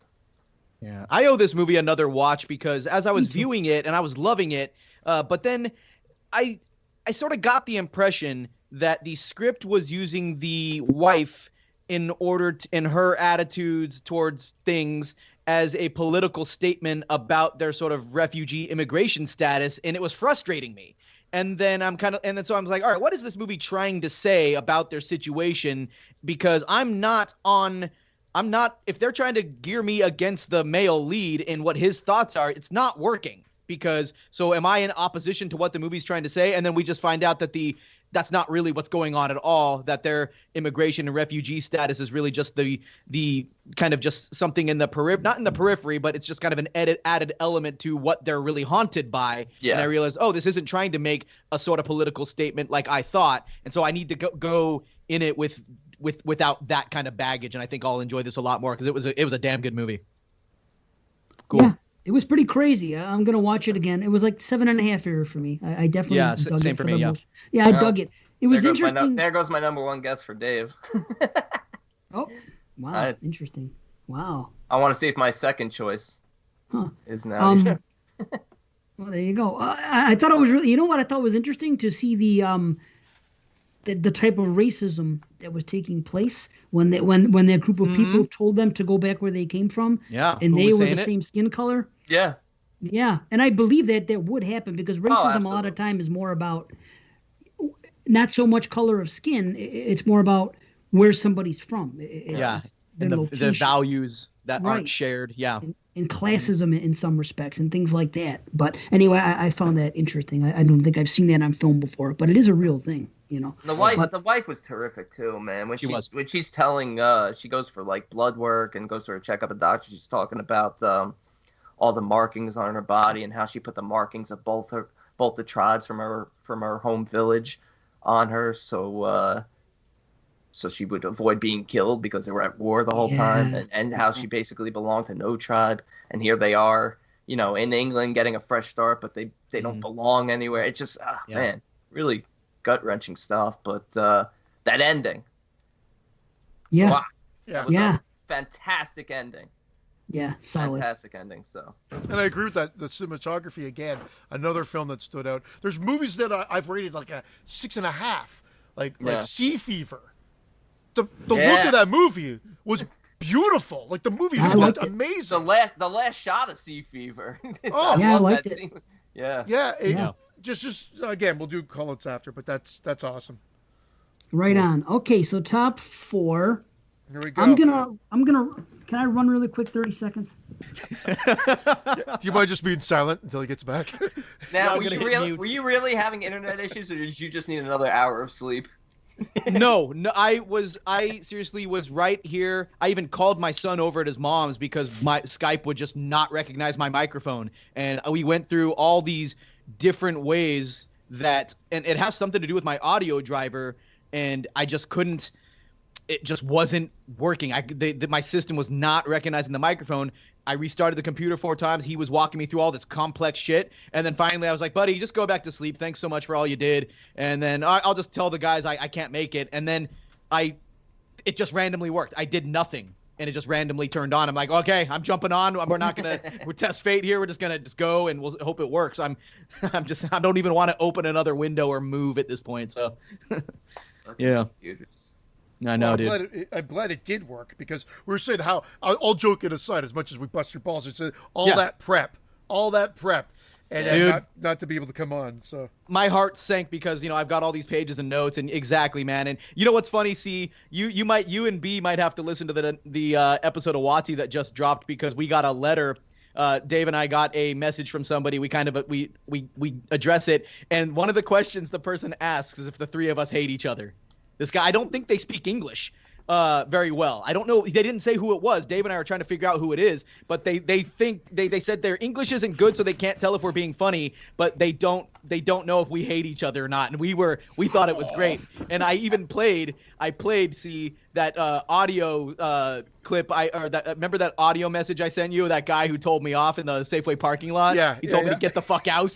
I even was like, hey, if C and I didn't like each other, I wouldn't be sending him messages and we talk. Like, come on, you guys, it's all busting balls. Like, what the hell? But I take one thing. I dance around what's too far, and I actually thought my last when I said, "Oh, your incessant." Crap. And then I'm like, afterwards, I'm like, oh fuck, I think I maybe took that too far on that one. Like, even I was like, maybe I should have been a bit more delicate with his feelings. I know you don't care, but No, I cared, so that must have meant something. Anyway, the person even marveled. They're like, he's Canadian, and aren't they supposed to be nicer than Americans? That's Ask Dave. Ask Dave. We racist. talked You about it. It's can't say hilarious. that. Oh yeah. Oh yeah. Cool. well, All fuck right, you him. ready? Stop hitting your fucking mic No, 2 times in the last 30 seconds.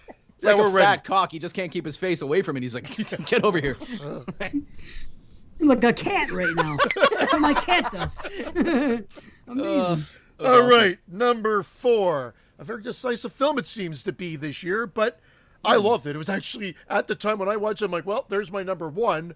And then it just kept getting knocked down, and that's Random Acts of Violence. I understand. I love these type of movies where it's like art imitates life and life imitates art, and they play around with that. I understand that it may even have some problems with its messaging. I'm okay with all that because goddamn was it entertaining. It was a vicious slasher. I love that aspect of it. It looked great. I'm a huge fan of Jay, and I'm going to say his fucking name. Is it Barshel? I think it's Baruchel, no? Or Baruchel, whatever. I'm a big fan of his. Yeah, okay. Yeah, I'm a big fan of his as well, and and I think he did a great job directing this. Yeah. The last act, I could see And he's people having Canadian. questions with, and he's Canadian. I could see people having questions with. I didn't have a big problem with it. You didn't have a big problem that the young black kid grew up to be a white man? Yeah, but he's mixed. But he's mixed. He's He got mixed in lighter real as he life. got older.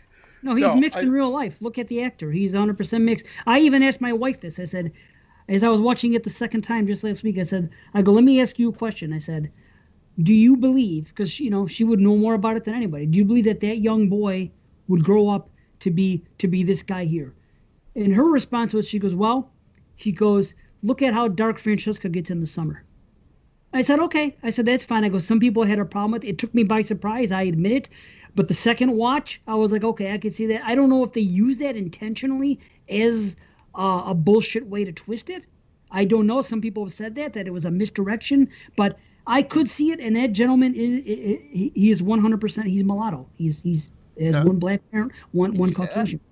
Yeah, you can. And the whole damn the cast is believable enough.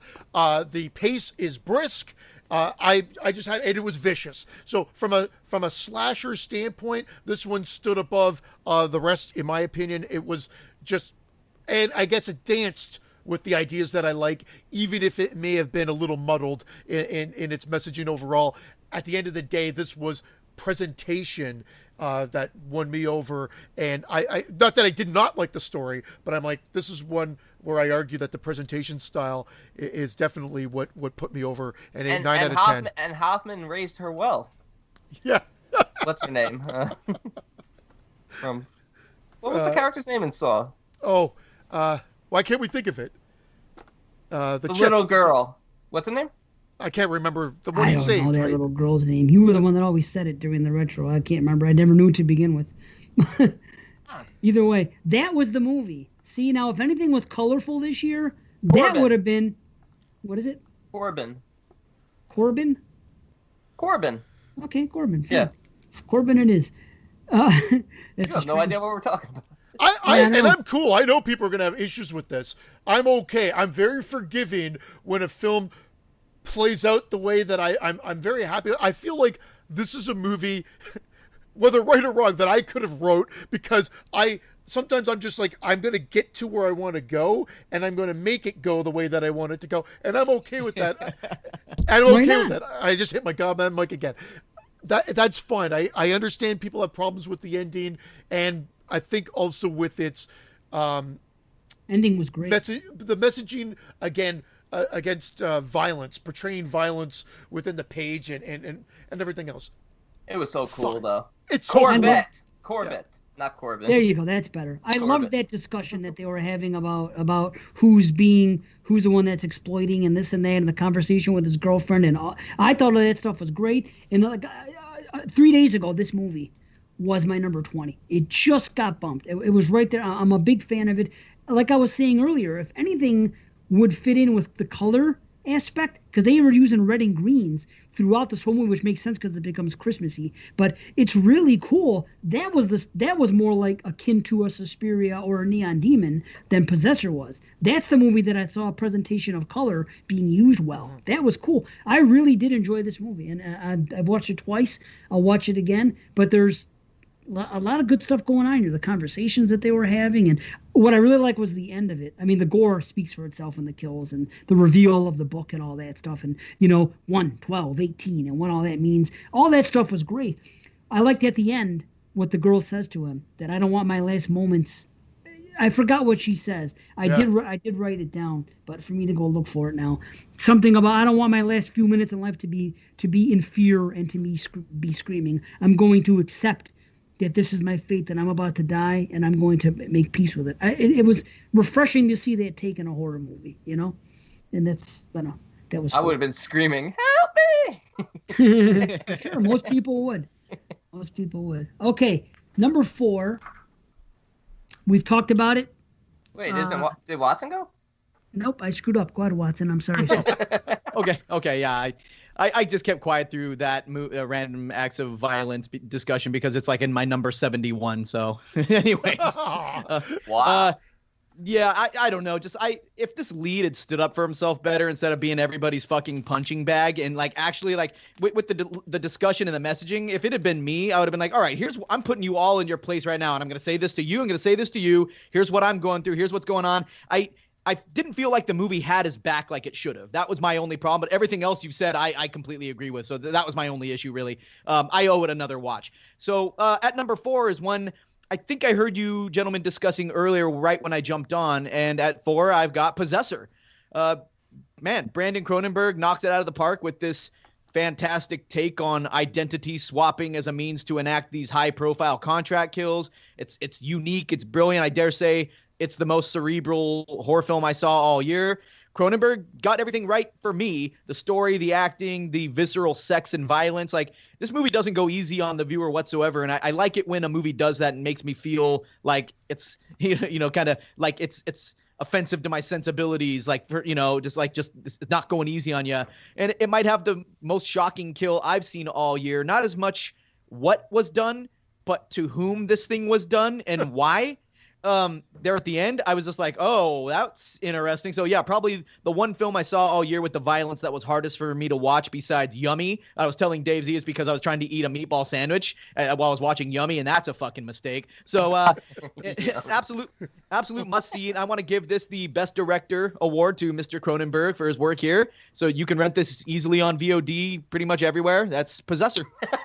I like where he tells you where you can watch it. Yeah, I will. Got a price breakdown for HD versus standard def.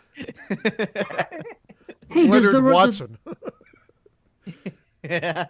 It's weird. I made a mistake of trying to eat a cock while watching Possessor. Well, didn't work out too well. The whole idea of something inside you. Yeah, I feel you. Shit, the Skype recording now says 1 minute and 12 seconds. I can only guess that after 3 hours. It restarts itself. We've always had this.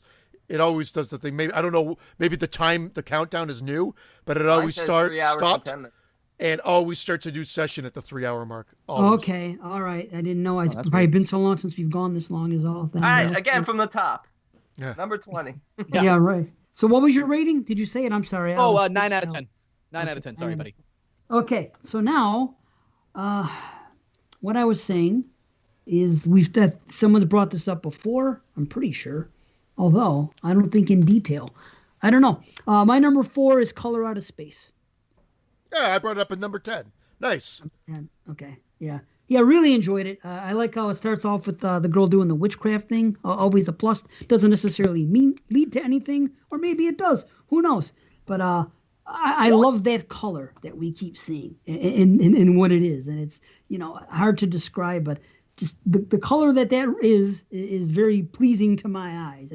I love it. I was a little surprised that the mayor would actually show up for what the mayor shows up for, just for that one thing that happened. It's odd to see the mayor come to someone's house over something so minuscule at the time, but whatever.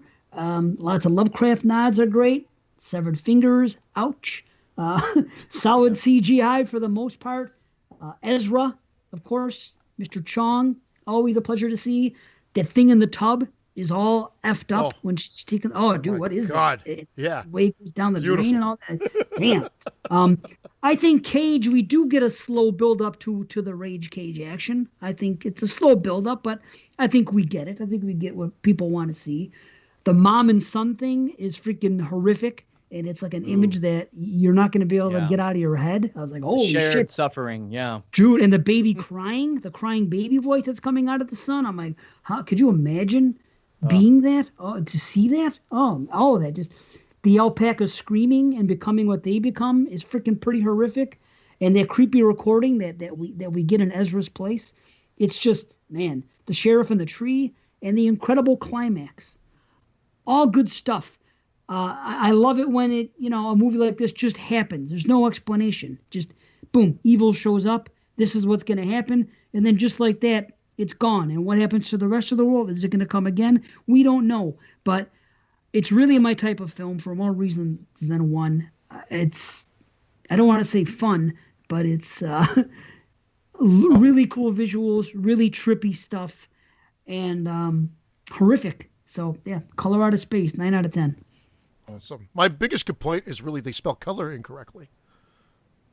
Oh, yeah, you want color. That's correct. I need a U in my color. Yes, living color. Correct. I need you in my life.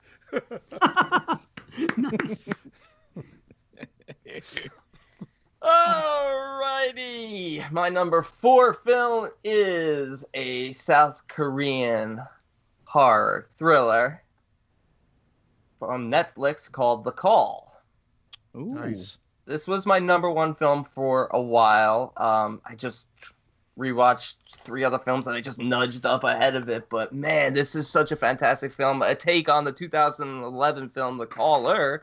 It deals with two different timelines set 20 years apart, where a phone is a link between the past, 1999, and 2019. And our 2 lead actresses here are terrific, and how one small change just sort of catapults and just drives this story to just crazy, just craziness. I mean, the less said about this, the better. I don't even really want to talk about it. But the lead actress, she was also in Hashtag Alive. Hashtag Alive, yeah. Yeah, so she had 2 really good horror films this year. What to say about this? I don't know if I want to say anything about it. It's a plus, man. It's awesome, man. I'm gonna have to see it now. Yeah. I mean, it's great. At first, it's very friendly. The 2 characters are very friendly. The one in the past is able to help out the one in the future by changing a devastating event in the past, which totally changes her future. And then from there, just things start to get out of hand as resentment and sort of anger sort of develops in the one living in the past, and it sort of just spirals out of control. Yeah, you don't want somebody to have that advantage over you. No. No. And some people might find issue with the fact that that some things don't change under certain circumstances. But the way I viewed the film and what I've read is that a death has to occur in order to change the future. So anytime a significant death takes place in the past, it affects the future. And if you look at it that way, pretty much everything makes sense. Even the first time I watched this, I thought it went one twist too far at the end. But now watching it, it makes total sense. And second time, it makes total sense. And it's a great film, and I think people should, definitely check it out. This came out the same day as Don't Listen. Wow. Yep. Yeah, very recent. Yep. I think the same day because they both dropped, and I was like, I gotta watch both of these. And people were raving Don't Listen, which I liked, but I was just like, the call. Check this fucking film out. 9 out of 10. Awesome. Nice, man. Awesome. Nice. I'll watch it. In February. Yeah, why? It's straight out horror. Well, let me tell you why. Okay. Oh, hold on. Yeah, Dave sent me the thing. Yeah. I looked on the B, and I looked at all the. It says thriller on the B, and then on top of it, every freaking review I had, I was screen capping them. I took 6 or 7. Everybody was calling it a thriller that reviewed it. So when everybody says that's what I judge. Everybody keeps using that T word. Usually they're right on. So I decided not to watch it. You're gonna love this film. This again. So. I could see, like, I'm giving these sort of like.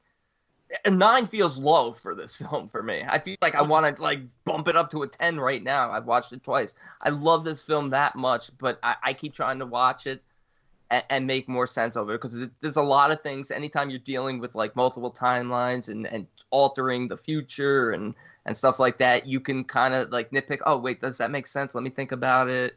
So it's one of those that like multiple views, and it doesn't hurt the fact that the 2 lead actresses are absolutely phenomenal and play well off of each other. Awesome. I'm definitely going to watch it. I might kick myself for not watching it, but I have to just use my methods. Again, I'm not being some type of gatekeeper or anything like that. I just only have time to watch so much, and what makes the cut, what makes the cut makes the cut, and what doesn't. But well, I'm going to keep us going just because keep us on track here.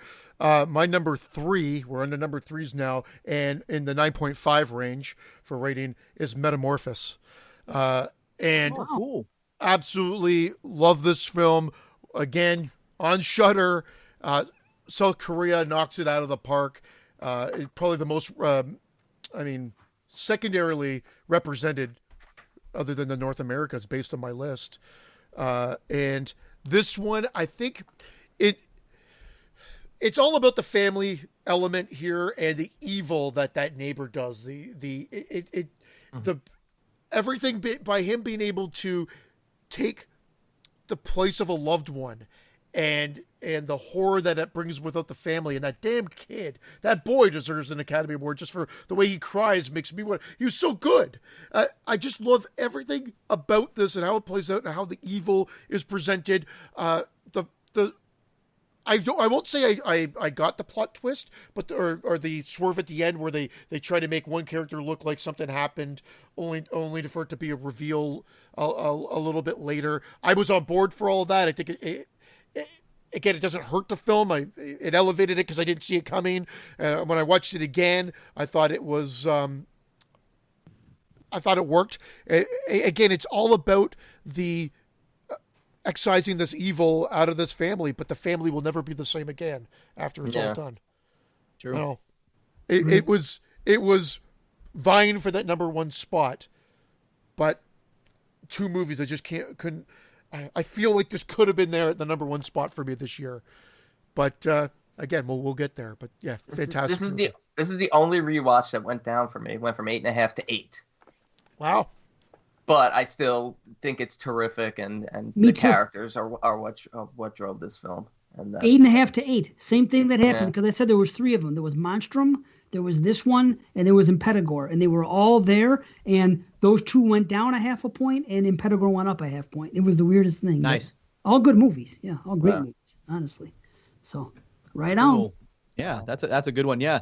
At number 3, folks, I have got. I'm surprised I haven't heard this yet. Maybe you said it in your 11s to 20s, but at number 3, I've got The Hunt.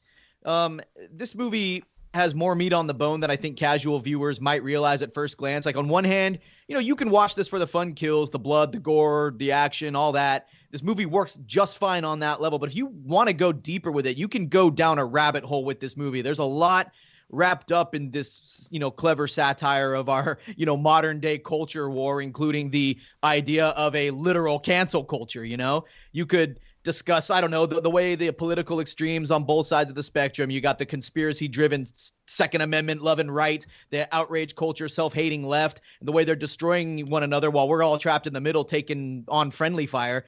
You could write an essay on the way people strive to manipulate the almighty narrative, even if it has absolutely spun out of their control. We see this every day with social media, news media. It's happening all around us all the time, and it sucks.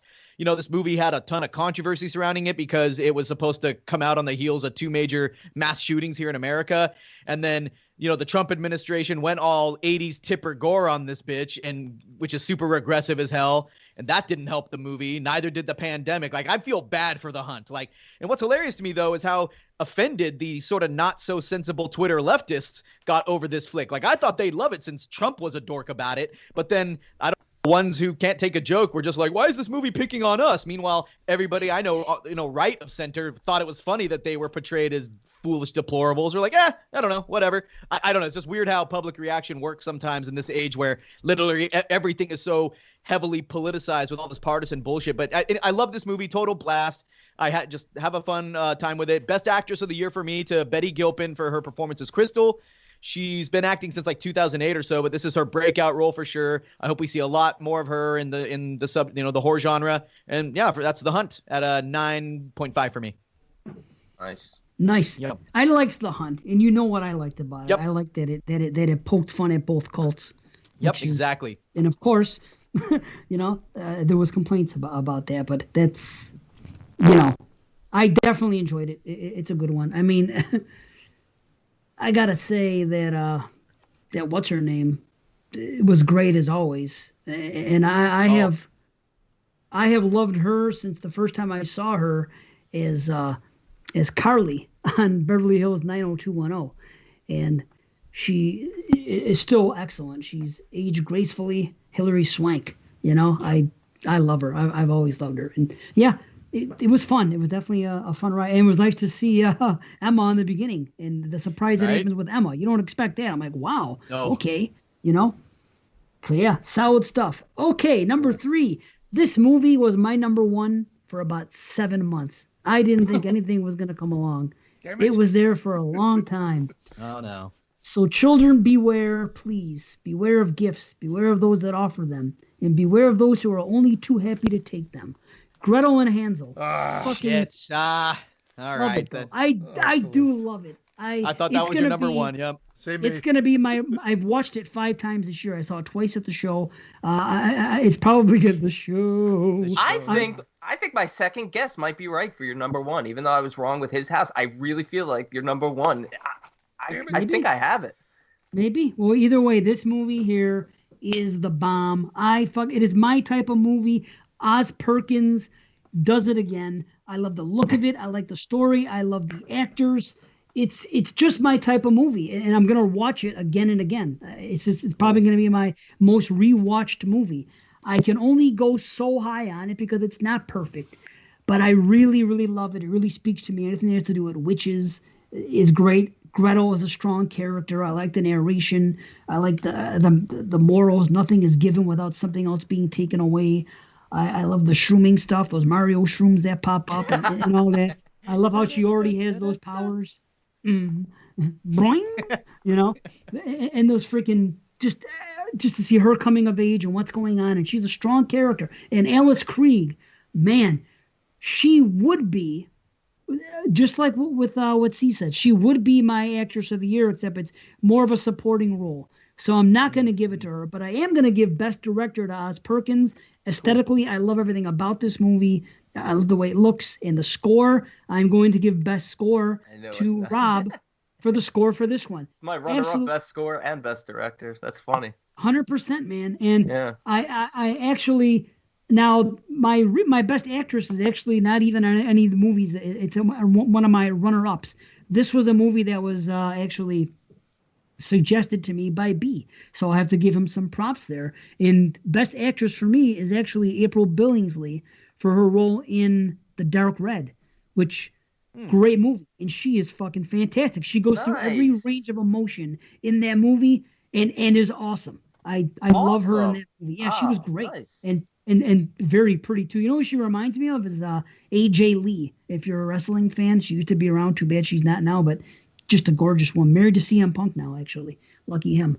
But anyway, yeah, April Billingsley is my actress of the year there. But back to Hansel and Gretel, 100% my type of movie. Gretel and Hansel. Yeah, Gretel and Hansel. And everything makes sense. And I spoke a lot about it on Fresh Cuts earlier in the year. Any critique you're going to give me, I'm going to be able to fire back at you on it. I think it makes perfect sense what they do here. Sucks. I think that this is timeless. There is no time. They never said that this takes place in the 1600s or in this country or any of that. It's just, it's like a Grimm's fairy tale, and this is what happens, and take it as it is. They're living in a world where evil is present. We see it. But I've watched it again and again, and it all makes perfect sense to me. And I love it. And it has a great ending. And for once, when the movie came to the end, I thought it was just going to have a straight up happy ending. And I remember telling my wife when it happened, I go, you know what?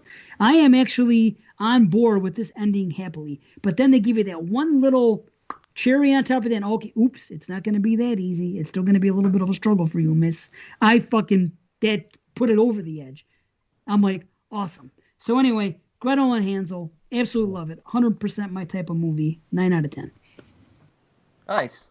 Yep. All right, I'll keep this moving along. I'll speed it up a little bit. My number 3 film is a Polish film called Werewolf, and it's about a group of children liberated from a Nazi concentration camp who were basically sent to a makeshift orphanage, which is an abandoned mansion in the middle of a forest, and basically encounter feral dogs, feral German shepherds, and this is a very unique take on the feral dog subgenre. Not that this was a lot of it, but But it's good, man. Holy shit. It's Cujo count? Well, that's just the thing. It's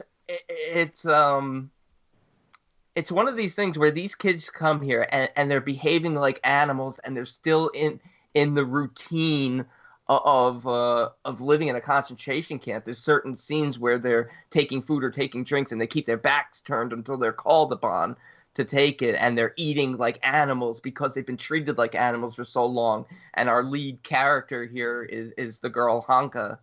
Hanka? Hanka? Honka. She's a beautiful woman Oh, too. she's stunning. Like, She's stunning. Yeah, Hanka. And she sort of like tames them. And then, of course, they run into this, this trouble where the head of the orphanage gets killed, and they're all alone. And then the Russian soldiers who show up to bring them food, are all of a sudden a bunch of scumbags, and they're trying to take advantage of Hanka and stuff like that. And it spirals out of control. The dogs show up, and just violence upon violence. And all this time, these children remain nonviolent. And I think that's such a unique take, because you would think at this point, if anyone has a right to turn violent and fight back, it would be this group of kids. But it never really gets to that point. And the way they resolve things and the way this film plays out is so unique and something I've never seen done. And I have to applaud it for that. I really just, again, there's another like optimistic, feel good, the future's bright for these people after the horrors they've endured. Real life horror, as we kept saying. Yeah, I love it, man. And the little twists in there with the articles of clothing and stuff like that. It was terrific. It's a 9 out of 10 for me. Cool. Right on. Oh yeah. Man. Yeah. Number 2s. Number 2s. Here we go. So I already know I put Gretel and Hansel for Dave's number 1. I guessed something, but then based on what Brandon just said for Brandon, I might as well have said it because it was my number 3. I thought Metamorphosis would be Brandon's number 1 for whatever reason, and he said it went down, so then that one's out. So I'm still holding out hope that my guess for Watson is exactly what I think my number 2 is. I think I have Watson, which is The Dark and the Wicked, which is my number 2. Nice number 2. That's my number 2, and I thought it stood at the number 1 spot for for a month or two, where then just recently, as I'll say yesterday, my number one spot was actually taken over. Wow. So Crazy. again, this movie, it's about mood. This felt the closest feeling I've had to when I watched Hereditary for the first time. It had that impending sense of doom throughout. It's a minimalistic soundtrack. Oh, I mean, at certain points, the jump scares are done in a way that I won't say are totally unique, but like, I mean, even the bell, like the little alarm we're in the cattle in the barn, like at the beginning there made me jump. There's a demon that they've, again, if you've watched this movie, you'll see there's a demon that we see in certain forms throughout.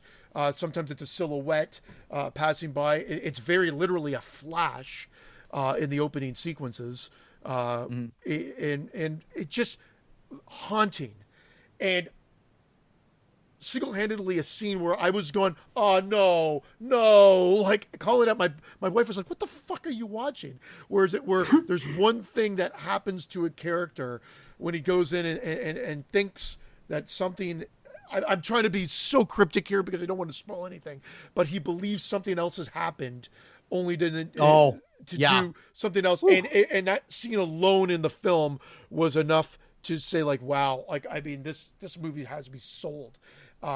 At first I tried to put it on one night and I was like, it was too late. And I watched the first 15 minutes and I'm like, no, I got to watch this clear and fresh. So I stopped it. And I think I even posted to you guys. I was like, well, the beginning was kind of slow, but good. And I went back and rewatched the whole thing. And I was like, no, it's a damn near masterpiece. I mean, I really enjoyed The Strangers.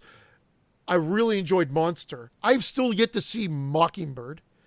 And now, like, this guy, Bertino, that's his name, right? Brian Bertino. Yeah. We never really do talk about him in the same breath that we talk about some of these other ones. I mean, here he is now. This guy should be up there with the mention of Oz Perkins, everything. And Brandon, I know you're not a fan of this film, but I really do believe he should be in the same breath as some of these other directors that we bring up.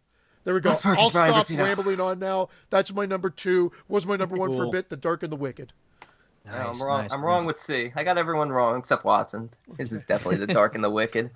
Well, we'll see, because at number 2, I've also got VFW. No, and we've talked about it. So, I mean, aside from some just minor underlying themes about, fighting for what you believe in, there's not much in the way of deep and heavy thematic content here. It's simply a fun, badass blood and gore fest. That's what this is, and I love it for that. Stephen Lang leads this cast of old grizzled Vietnam vets and beautiful Sierra McCormick, and all they got to do is kill a hordes of murderous drug addicts in order to survive the night. I think next to Monstrum, this probably has the highest body count. I don't know. What would you guys think? C, do you think it Monstrum or this one? I know they're pretty, they're both just piles of bodies, yeah, you could argue it can be made for both. Both are enjoyable for two completely different films. Funny enough. Yeah, exactly. And did you know that Fred Williamson played Monstrum? But yeah, the 80s dystopian biker punk aesthetic set this movie off just right for me. We've got all that Argento-esque neon lighting, which looks really good in 4K. And, we can talk about that score by Stephen Moore. It's like a chaotic John Carpenter. And I believe I gave this my award for my favorite score of the year. Steve Moore's, score for this movie here. Horror score in 7 years ago. This movie just hit Shudder. So if you for whatever reason anyone listening hasn't been able to get to it, it's there waiting for you. Check it out. VFW, rock and roll, love it. 9.5. Nice. Yeah. Awesome. It is great stuff. It's funny, believe it or not. That was my second guess for you. I don't know why it just seemed like a Watson movie. I don't think we talked about it much on Watsy. I think you mentioned that you liked it, but I have my number 1 and my number 2 picked for you, and not my number 2. But I mean, if it wasn't going to be this one, that was going to be. Those are the ones I was going between. So, but it looks like at this moment, we've all picked your number 1, unless you swerve us. Unless you one cut of the dead us again. Yeah, it's not horror. Dark and the Wicked's not horror. It's off. Nice. Okay, my number 2. This one was my number 1 until about 2 weeks ago. And we have spoken about this movie on the podcast before we reviewed it, and it is The Rental. Yeah. And Wow. I've spoken my piece on it in depth last show, mostly on the defense with B, but I said all I'm gonna say. It's a very true to life movie to me as far as the characters, like more so than anything. It blew me away the first time I watched it. It was a 9.5. Went back and watched it again, and it stayed the same. I'm like, this movie just does it for me in every way, and I explained why in another show, so I don't have to go deep into it. And that's just human beings to me. And I just find it funny that people say that they think they're bad characters or that they're assholes or things like that. I'm looking around, I'm like, these are the same people that I see defend celebrities when they meet them at a con, and they go, oh, maybe he was just having a bad day. How come you excuse them for being complete assholes when they're there to get paid for it, but you can't excuse characters for being normal human beings who have faults in a movie? That's what bothers me. And they can't excuse, people that they're supposed to be friends with in real life who maybe say something out of turn one day, or maybe say something where, someone like me, no matter how shitty I'm feeling, I'm always there when I walk by, I'm at work or this or that. I'm always there with a smile and a hello, when sometimes inside I'm raging. I never take out my shit on other people. But everybody has their faults and everybody has their things. But anyway, that's all I'm going to say. The Rental, go back and listen to that review we did on it, and I'll tell you exactly why I love it. I think it's fucking fantastic. 9.5 out of 10. Boom! All right. And not to, shame that. I mean, I respect that, but that was my biggest disappointment of the year, The Rental. Just saying it because everyone involved in the project, I'm a huge fan of. It just never reached the heights I wanted it to. For whatever reason. All right, my number 2, the last of my fringe picks. Sorry, Dave, but it's too good of a film to leave off. I've seen it listed as dramas on some sites. On Amazon, it's listed as a horror suspense. But it's such a good film. It's got my best actress of the year for Azura Sky, and it's called The Swerve. Oh, that was what I had picked for your number 1. Yeah, Didn't I ask you guys if I should watch that last night? And I said yes. And I said it's drama. And he said it's drama, and I said do it. Right. A woman with a seemingly ideal life battles insomnia is an IMDb description. It's so much more than that. She's a teacher in this, and there's a quote by Dante in here: "Fear so bitter, death is hardly more." And it just plays in so well with this film. This performance by her as Holly, as just like an underappreciated mother, wife, teacher, just everything. Just nobody sees her for basically the great person she is, except for one of her students, and everyone treats her like shit. Her sister comes back into her life. A tragic accident starts to haunt her. A mouse starts to haunt her, and it's just really just this woman's descent into hell, basically. And that's why the quote by Dante is so fitting, and where this story just goes and ultimately where it ends is absolutely heartbreaking, and it is, yeah, a real gut punch. And even if you don't consider it horror, I think this film definitely appeals to horror fans, and you have to see it if only for Azura Sky's performance, and she's just brilliant in it. Oh, and she's a beautiful woman, and they just make her look so they do. Yeah, fucking ragged, skeletal and worn and gaunt. And I'm looking forward to seeing it.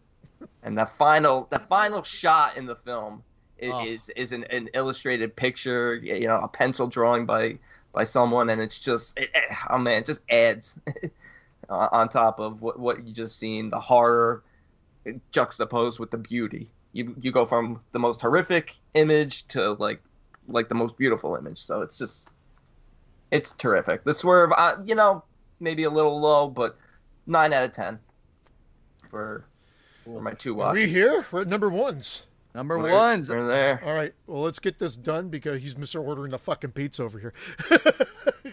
Pepperoni. Call it a day. My number 1, I owe to B. I owe to Brandon. And I hadn't watched it. I asked if there's anything else to watch. I watched this movie, and I loved it, and immediately rewatched it again. And that's The Call. Yes. The Call's my Damn number it. one movie of the year. I fucking Missed you. Ah.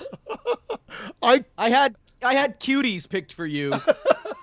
Cuties, or I was gonna go with Possessor because the Canadian, the Cronenberg thing. Yeah, missed it. Possessor, I had it was at the 17th mark. The Call. Oh, I missed that. Everything Okay. we talked about with that Brandon brought up, and I was being kind of quiet there. I totally agree with that. I wanted to rewatch it right away just because I'm a sucker for this. I love the movie Frequency. I mean, love is maybe like hyperbole. I mean, I really enjoy Frequency. It's good. It's a really fun movie. That, yeah. And the idea that the horror take on it is great, and I didn't even know there's the Caller or Take on the Caller. I'll have to check that out as well. But for what this movie is, she's got my best actress of the year, and thoroughly Which one? enjoyable. The villain? The No, villain? no, actually, although the villain is great too, I'm going to give it to the protagonist because of the fact of the emotion that she does when her it's going to make me tear up when with her a father? certain loved one comes, and everything else. But no, it is. I just love it, and you know what? I get it when there's time travel involved, and it's the main component of the storyline. There are going to be some issues. I rewatched it right away, and most of the things I can explain. There are certain things like if things went a different way, would she still be in the realm of the house, and this, that, and the other thing. And I said, you know what? I'm just letting it be a movie. And let me just enjoy it from a movie standpoint, because at the end of the fucking day, it wouldn't happen anyway. It would never fucking happen. So let me just take it for the movie that they presented me and thoroughly enjoyed it. And like I said, I rewatched that and The Dark and the Wicked last night because I said these are vying for my number one. And I love The Dark and the Wicked, but I still said, wow, I just watched this and I rewatched it again and I'm all on board. And yeah, 9.5 out of 10. Yeah, and I don't even know why. You gotta almost accept the fact that if a supernatural phone is a portal between two different timelines, that anything that sort of like might be an issue in terms of like the rest of the film, you gotta kind of like. And you said it be disregard. I almost wish they went with the happy ending because again it brought like the welling up in my eyes. Yeah. Again, and then they take it one step further. You're like, as almost like this could continue. The evil could continue, and I'm on board for it. Yeah, me too. It's fucked. So cool. That's it. Good number one. That's a surprise. Well, my number one is not a surprise to any of you. It seems like you all have my number on it. It is indeed The Dark and the Wicked, man. Brian Bertino is motherfucking back with his best offering since The Strangers 2008. He's done Home Invasion, found footage. He's done the Creature feature, and now it's time for some Satan. And man, this movie is mean-spirited and wicked. I mean, hands down the scariest movie I saw all year. Bertino has this way of imbuing his films, all four of them that he's done so far, that he's the director of, with an unsettling nihilism that separates him from the flock. And that's what we've got here in this demonic story about this fractured family coming together in their grief only to find themselves subject to manipulation by something that's either all in their heads or is the very devil himself. And anyone who knows my personal sensibilities knows that this movie didn't make it this high on my list because they went with it was all a dream bullshit. No, this film hits the viewers with disturbing imagery, a relentlessly bleak tone, and it unsettled me. Like, one of Bertino's signature moves is how he provides like virtually no backstory for his villains. And watch all four of his movies, he just doesn't do that. And it adds to the air of mystery around like these killers, this creature, or entities. And while I love that he does this, I guess if I had to change one thing about this movie, it's why it's not a 10, it's at a 9.5, is because my fix for the script would be painfully simple. And while it's the way I do view the movie, this is what I infer, but about this antagonist's mysterious motivations, the film would have been better. I could go 10 if somebody either read aloud or said it, a passage from the Bible, 1 Peter 5:8, which states, "Be sober, be vigilant, because your adversary, the devil, walks about like a roaring lion, seeking whom he may devour." If they had done a title card with that, if somebody had been reading that in the Bible, then the film would be kind of confirming what I infer from it, that, hey, this is just happening. But that's Brian Bertino for you. He just likes to have, like The Strangers, why are you doing this to us? Because you were home. And that's what this is here. The devil's like, because you were here. So Anyways, that right there would give real weight to the seeming motivelessness of our antagonist. But I think the film is guiding us toward that mode of thinking anyway. But man, this movie haunted me. There's a scene where a character looks out a window and sees somebody floating, and I was like, shit, I am uncomfortable. Like, I did not want to see that. And it's just, this movie hit me in a weird spiritual place that, I don't know. I live alone a lot of the time, and I don't want to encounter any of this in my daily life. So that's my number one of the year, The Dark and the Wicked. Catch it on VOD where you can. Fucking film. I gotta rewatch this film. Maybe I was in the wrong headspace. I like some. I didn't hate this film. But I just, man, I gotta really. I guess I gotta rewatch it. What would Brian Bertino do? Well, this was my original pick for D as well. And then I'm like, oh, what am I thinking? Gretel and Hansel. So then I swapped it right before the recording. I swapped it. I went from The Lodge to Gretel and Hansel to another film to His House for Dave, and this other film. I got to ask you, Dave, you're number one. Has it been mentioned tonight? It's been mentioned. Then I was completely wrong. Okay. Yes, it's been mentioned. As a matter of fact, it was just mentioned. Dark and the Wicked is also my number one. Oh, I switched it out from that because you were last Watsy, Dave. You were giving me a little a bit. And I was like, is it? But I had to go with Gretel and Hansel for you. I rewatched it a week ago, 2 weeks ago, whatever it was. I messaged them right after I finished it. I said, I have a new number one. The rewatch changed everything. Because the first time I watched it, I stopped after half an hour, had to go back. This time I watched it straight through, and everything just, it is 100% my kind of movie. And I thought B was going to pick it because they said it's everything you. And I'm like, well, yeah, okay. You have the melancholy atmosphere. You have evil afoot for no reason with isolated people. And you have the ending that you have. And I thought you were going to throw a swerve ball. I thought you were going to throw a run at me. I thought you were going to go Sarah Paulson combined with a misery type film. I really thought that was going to be one of your films. No, I did enjoy Run, don't get me wrong. But no, this movie, I mean, everything right from the start, y'all should go. The reason she's trying to send them out. I'll tell you, everything, there is zero comedy in this movie.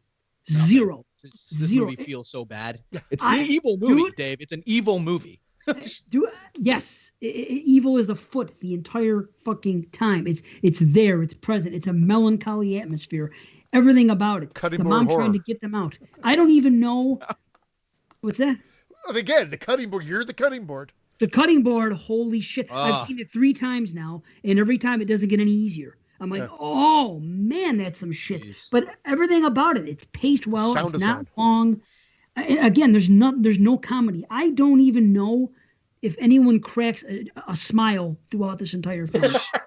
I know I didn't. And if so, it wasn't a genuine smile.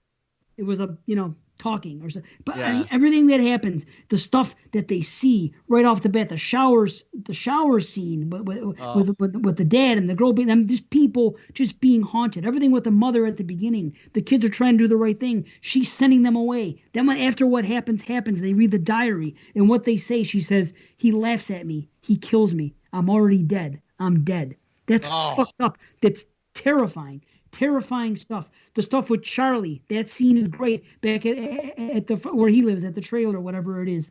That whole. My only complaint why it is not a 10 is because some of the spotty CGI, just slightly, ever so spotty. The spider thing, couple other tiny little things that could have been better. That is my only knock on it. But I mean, everything that happens at the end when Michael takes his ride and goes where he's gonna go. And by the way, the shining bedspread at his house, the same bedspread that was used in Midsommar that I remarked about, that was seen in that one. I think it's the same one, like right off the set. Same thing, overlook design, same colors, everything. It's great. But what happens? I don't want to give anything away. But what happens after he takes his ride and where he goes? Mm-hmm. Holy shit! Just how they're being meshed with. Everything with that preacher when he shows up. Oh. Jeez. And what he says, and he goes, you can believe in it. The wolf doesn't care if you believe he's a wolf or not.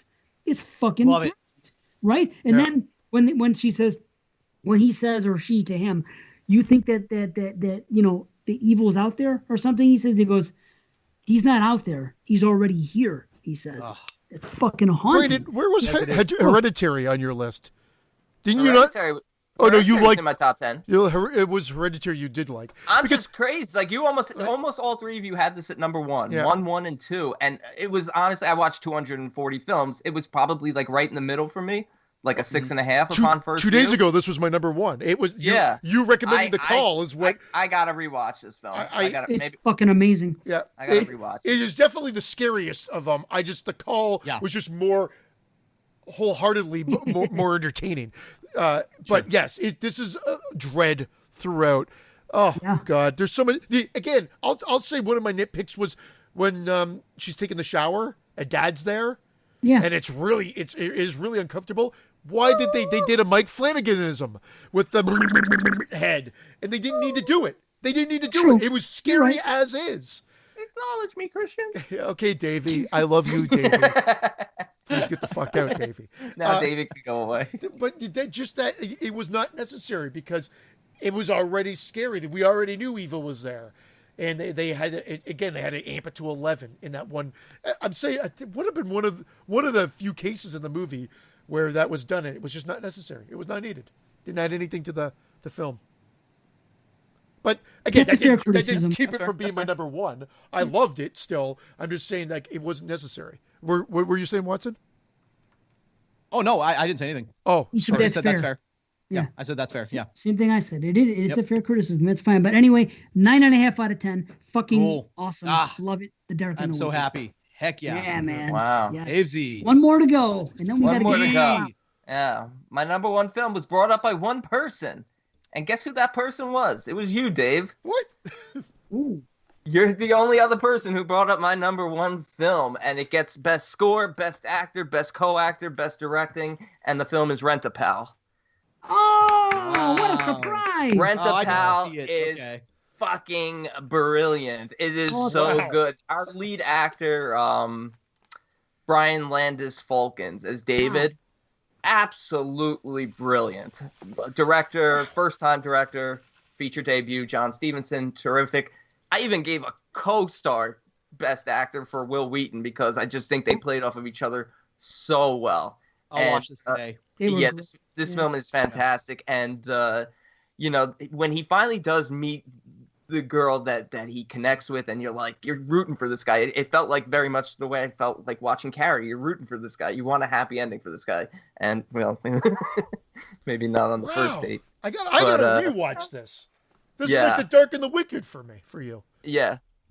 But she talks about balance, about having balance in his life, and he doesn't have any balance in his life, and that's ultimately what leads to his downfall because he's trapped in this house basically 24 hours a day caring for his mother, and she, unfortunately, another, dealing with dementia film here. This woman, she has moments of clarity where she treats her son David beautifully, where she refers to him by the husband's name, and then she has these dark moments where she's mean and nasty, and ultimately David just spirals out of control, and by the it's too late. Even though he's found this girl who he cares for and wants to be with, he's so mentally unbalanced at this point. He starts conversing with Will Wheaton on the tape, and I don't think that this is an evil entity, this tape. I mean, there's a scene in the film where the girl they're making out, and all of a sudden the tape starts playing and Will Wheaton is laughing. Now, if you watch earlier in the film, there's a scene where Will Wheaton is telling a joke and then he laughs at his own joke on the tape. So it could just be that it lined up perfectly with that. So, I mean, I don't see anything evil. I just see it as a sort of like a mental breakdown of sorts. Nice. And yeah. I'm so needing a second view of this because I thought everything I watched, it looked like all the horror was condensed to the very last act, or even the very last moments of the True, last but it's act. a build-up. Yeah. Yeah, No, Dave, that's I was I saying love that I didn't see it as an evil entity, this tape, that I saw it as just like it's particularly the scene with the laughing when he prematurely ejaculates and then the tape starts playing and he's laughing. I referenced just before that I felt it was because there's a scene early on when he's watching the tape where Will Wheaton's telling jokes. He tells the cancer you have cancer and you have Alzheimer's joke, and thank God I don't have cancer, and then he starts laughing. So I feel like it just so happened to line up at that point, and all these scenes where but he was a long time, and he called him gay, and he kept laughing and pointing, and he laughed for like 3 minutes, and then later, here's why it nails it to me. Later on, when the girl's on the couch. And it happens, and he goes on, and she said he's the creepy guy that was just staring. Because she acknowledges it later that she also saw him. She was, what was with that creepy guy staring at us, this and that. That's the creepy guy laughing, because it just so happened to play at the part where he's laughing. I acknowledge, he was laughing. He was laughing because he just prematurely ejaculated. That's the only time she saw it. No. Okay, forget it. We'll have to save it for another day. Maybe. No, I'm telling you, because the only other time that the conversation. No, hold on. He laughed. The only time he laughed was when his mother caught him masturbating. That was the laughing scene you're thinking of. No, he laughs with the premature ejaculation too. Yeah, because I remember that. That's when he sits on the remote and it unplays. I get that, but it wasn't nonstop. And she called him the creepy guy. Anyway, the girlfriend. Day. Yeah. Yeah, the girlfriend did, because it started laughing. She's like, "What is this creepy guy on this tape? What are you watching here?" Like that. But I do admit that throughout the film, he is conversing with David, and the dialogue is changing and is being. He is talking with Andy. I'm sorry, and the dialogue is changing. Andy's dialogue is changing, but that's simply from David's point of view. Never see it from anyone else's point of view, and the ending, very much a Maniac ending to me. Yeah, it's awesome. Yeah, it's Maniac. I mean, that's good call. That's why, I mean, I was just like, I'm watching it again. I'm like, fuck, this is Maniac. I'm like, this is me. And I just love when he says, when at the end, when he's like, how do you feel about that, David? He's like, sounds fucking weird, Andy. Yeah, he says it again. Like, fuck. I'm like, ooh, I got goosebumps. 9.5 out of 10. I'll watch this today, B. I will watch this today. Cool. Check it out. 9.5 out of 10. Nice. Awesome. Wow. Good stuff. Good list, gentlemen. everybody. We have to go. Yep. Especially mine. Biggest disappointment for me was the Invisible Man. I liked it, but I'm not blowing it.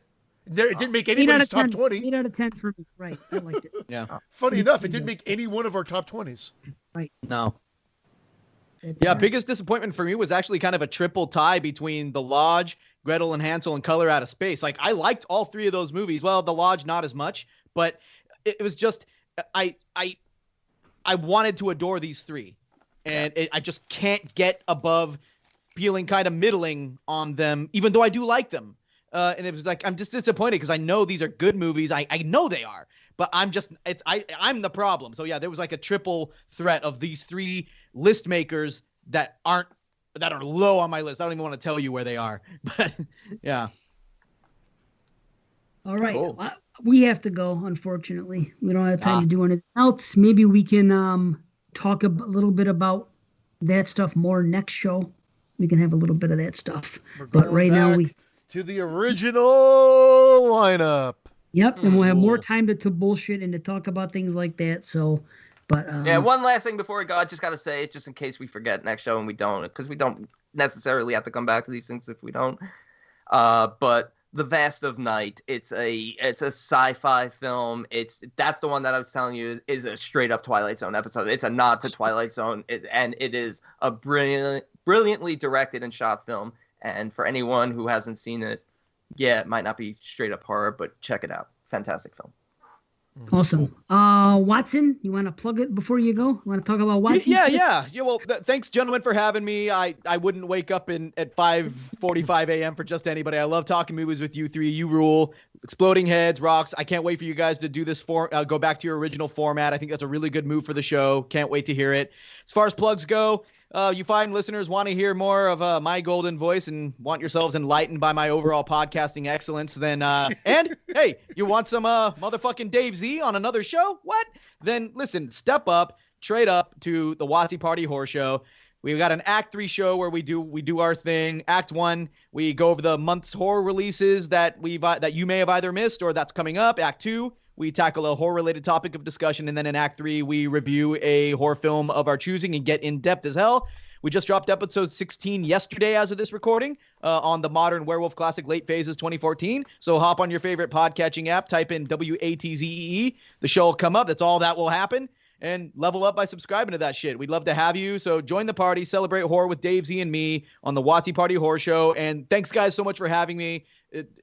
This is always great to mix it up with you three. I'd say anytime, but you always take Thank that you. too literal. So Yeah, I know. I'm always like, okay, which show? Oh man, he beat me to the punch. But yeah, no, it was shockingly nice to have you as well. Well, I love you long time. Yeah. Thank you, everybody. I literally have guests upstairs asking, calling. All right. Yeah. Dave let's- upstairs. Dave, where are you? Great So- year. Thank you, everyone. We love you. Peace. You guys.